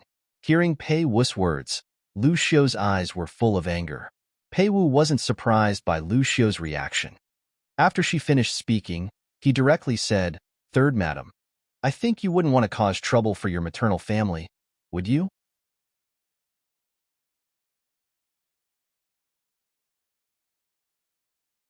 Chapter 108. knocking on the door to claim after all, the general's mansion is now run by the great general. When he finished the last sentence, a faint sneer appeared in Pei Wu's eyes. On hearing these words, Lu Xiu was full of struggle and hesitation. You know who the head of the general's mansion is, yet you dare to act so arrogantly here? Get out. Suddenly, a cold voice came from the entrance of the elegant garden. Seeing Zhang Peihuan appear, Lu Xiu breathed a sigh of relief, while Lu Xian had red-rimmed eyes. Zhang Peihuan walked up to Lu Xiu, bowed to her, and then turned to Lu Xian, saying, "Don't be afraid. No one can take you away from the general's mansion." Eldest Miss, taking Miss Lu into the residence was the prince's command. Upon hearing Zhang Peihuan's words, Pei Wu looked somewhat displeased. He was about to retort, but before he could finish his words, he felt a cold gust of wind rushing towards him. It turned out that Zhang Peihuan had already pulled out the long whip at her waist and lashed out at Pei Wu, who dodged instinctively. Zhang Peihuan didn't stop. She advanced. In her previous life, Xiao Juanhao was the one who caused the destruction of the Jiang family, but the man before her was an accomplice. New and old grudges combined. Zhang Peihuan couldn't kill Pei Wu, but it was all right to teach him a lesson. Thinking of the past, Zhang Peihuan's movements became even more fierce. Although Pei Wu was agile, this was after all the general's mansion. Therefore, he didn't dare to do anything to Zhang Peihuan and could only try his best to dodge. As a result, he was already hit by the whip several times. Zhang Peihuan was relentless. In an instant, several bloody marks appeared on Pei Wu's body. Seeing that Zhang Peihuan had no intention of stopping, he pulled out his long sword, fury in his eyes. "You dog servant! In the presence of this king, you dare to lay a hand on my fiancée who has not yet passed the door. Are you tired of living? Han Feng, cut off his head for me." Xiao Nani had arrived earlier, but he did not say a word while Zhang Peihuan was teaching Pei Wu a lesson. As soon as he saw Pei Wu draw his long sword, he immediately turned to Han Feng at his side. Upon hearing his master's command, Han Feng stepped forward immediately. Although both were shadow guards, Pei Wu was no match for Han Feng. "Han Feng, don't kill him." When Zhang Peihuan saw Han Feng's dagger stabbing towards Pei Wu's neck, she shouted in a low voice. Upon hearing Zhang Peihuan's voice, Han Feng immediately stopped his action. However, he kicked Pei Wu to the ground. When Pei Wu fell, he vomited blood, and his face turned pale instantly. Zhang Peihuan stepped forward, looked down at Pei Wu on the ground, and said coldly, "Go back and tell your master to give up this idea, or he will face bigger trouble." Pei Wu stared at Zhang Peihuan with gloomy eyes. Seeing Xiao Nani standing aside, he dared not say a word. Once Zhang Peihuan had finished speaking, Xiao Nani turned to Han Feng and said, "Throw him out?" "Yes, master." Han Feng went forward, grabbed Pei Wu by the collar, and dragged him away. Seeing that only women were left, Xiao Nani came to Zhang Peihuan and spoke softly, "I'm leaving first." Seeing Zhang Peihuan nod, the man left directly. "Huanair, thank you so much for today." After Xiao Nani left, Lu Xiu quickly turned to Zhang Peihuan. Upon hearing her words, Zhang Peihuan replied softly, "Third aunt, I've told you many times, we're family, don't be so polite." "Miss Zhang, thank you so much for today. But this matter started because of me, so one planned to go home. If you go home now, you will certainly be taken away by the people of the Qing Prince's mansion. But if I stay in General Mansion, one will bring trouble to General Mansion." Most importantly, Lu Xian didn't want to make things difficult for Lu Xiu. Although Lu Xiu never said anything, Lu Xian knew very well that her aunt's marriage into the Jiang family was a case of social climbing. She didn't want to cause trouble for Lu Xiu because of her own affairs.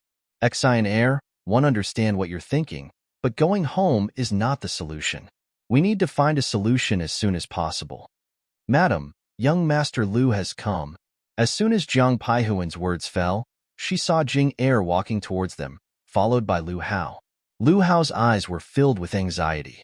Only when he saw Lu Xian still standing there safe and sound, did he breathe a sigh of relief. After taking a deep breath, he stepped forward and greeted, "Auntie, eldest Mississippi, However, are you here because the Prince Qing's mansion wants to take Xian heir in?" "Correct." Upon hearing Lu Xiu's words, Lu Hao nodded. Looking at Lu Xiao, Lu Hao directly asked, Auntie, could Xi and Air stay with you for a few days? Of course. Xi and Air can stay in my garden until this issue is resolved. But what about the old Madame Jiang and the great general? Lu Hao was well aware of Lu Xiao's situation at the general's mansion.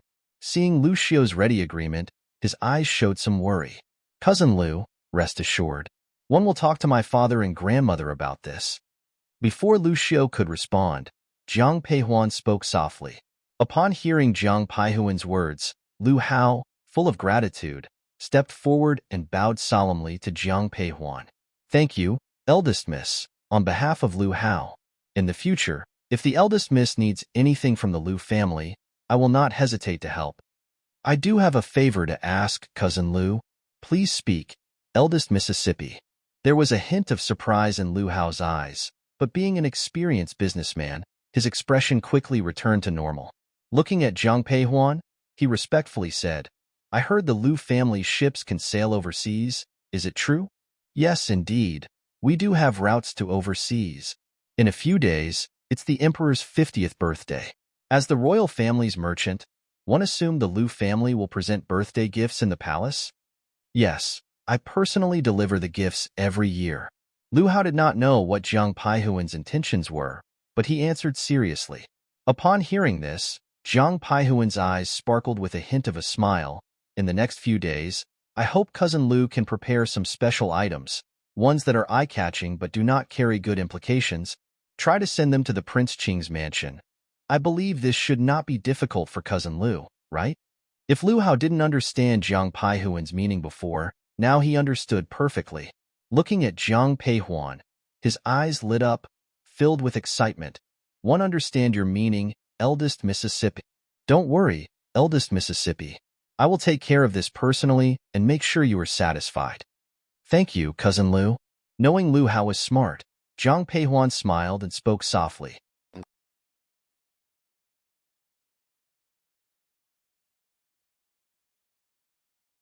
Chapter 109. Sewing a coat for Xiao Nani. After a brief conversation with Lu Xiao, Lu Hao left Elegant Garden.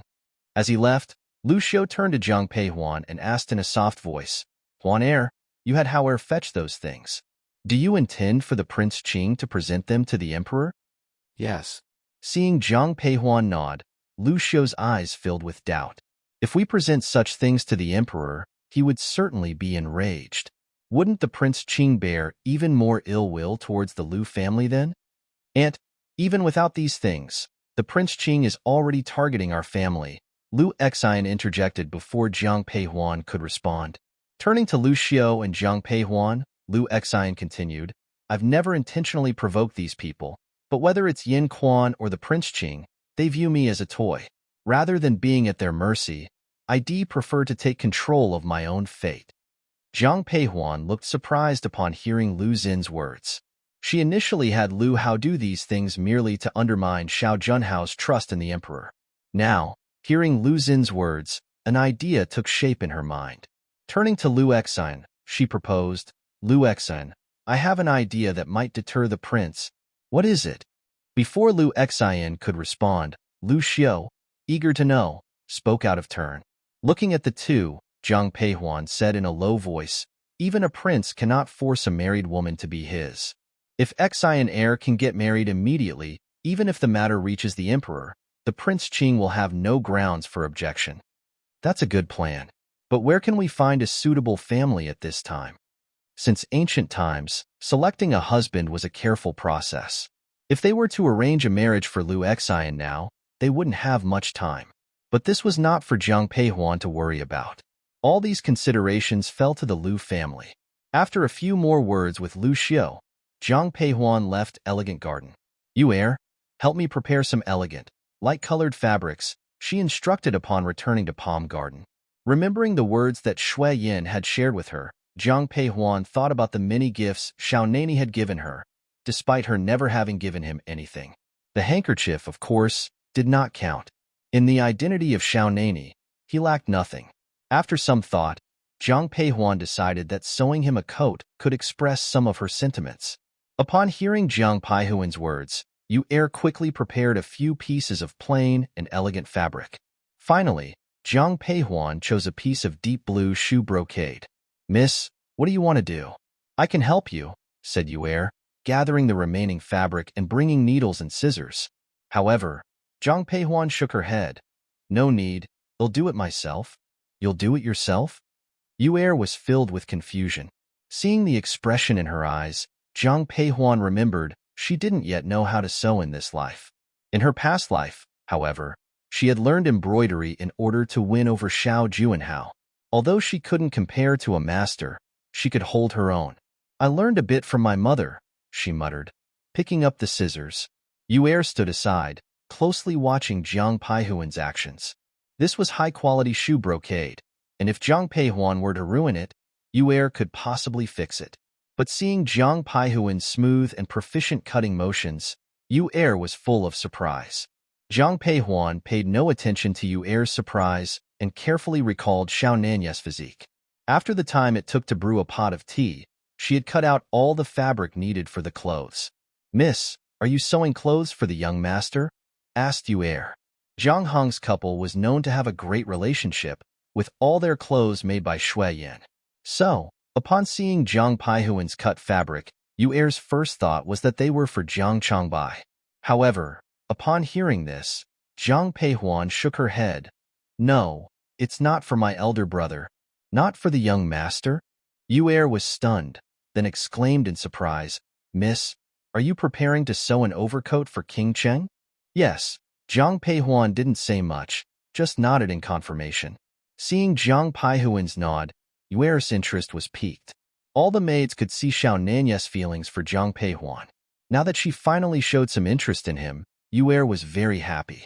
Looking at the fabric on the table, Yuer whispered, "Miss, this fabric is rather plain. If it's for King Cheng, shouldn't you embroider some patterns on it?" Hearing Yuer's words, Jiang Peihuan carefully examined the fabric in her hands. She remembered that Xiao Nani always wore simple clothes. After a thought, Jiang Peihuan looked at Yuer and said, "Go prepare some silver thread for me." Yes. Not knowing Jiang Peihuan's intentions, Yuer prepared everything she needed. Jiang Peihuan worked swiftly, and 2 hours later, an overcoat was finished. Looking at the garment on the table, Yuer couldn't help but speak. "Miss, your sewing skills are impressive. The stitches are almost invisible." Upon hearing Yuer's words, Jiang Peihuan smiled but said nothing. Glancing at the sky outside, she spoke softly, "It's getting late. You can rest first." Yes. Jiang Peihuan preferred not to have anyone staying overnight in her room, so hearing these words, Yuer prepared to leave. As she left, she adjusted the lamp to make the room brighter for Jiang Peihuan. Watching Jiang Peihuan picking up the needle and thread again, Yuer said softly, "Miss, don't stay up too late, it's bad for your eyes." Seeing Jiang Peihuan nodding, Yuer turned and left the room. Perhaps she was used to being focused, so once she started, Jiang Peihuan found it hard to stop. By the time she did, it was already daybreak outside. Looking at the finished garment with its discreet embroidery, Jiang Peihuan gently rubbed her wrist. She used same color thread to create hidden patterns on the entire garment and used silver thread to edge the sleeves and hem. Looking at the garment in her hands, a smile appeared in Jiang Peihuan's eyes. After a thought, Jiang Peihuan walked to the door and called softly, "Yishao?" "Eldest Mississippi." As soon as Jiang Peihuan's voice fell, Yishao appeared before her. Although a room had been arranged for Yishao, she had been watching over Jian Mei, so she was more accustomed to being up in a tree or on the roof. Following Jiang Peihuan into the room, Yishao looked at her and asked softly, "Miss, do you have any instructions?" Jiang Peihuan neatly folded the garment on the table, and then wrapped it in a clean piece of cloth. You're tuning into the Romance Rendezvous YouTube channel. We're so grateful for your support, and don't forget to subscribe to join us on this incredible journey through captivating stories. Your generosity through donations truly makes a world of difference, as it's the primary source of revenue that allows me to expand and enhance this channel for you. Thank you from the bottom of my heart for being a part of this adventure.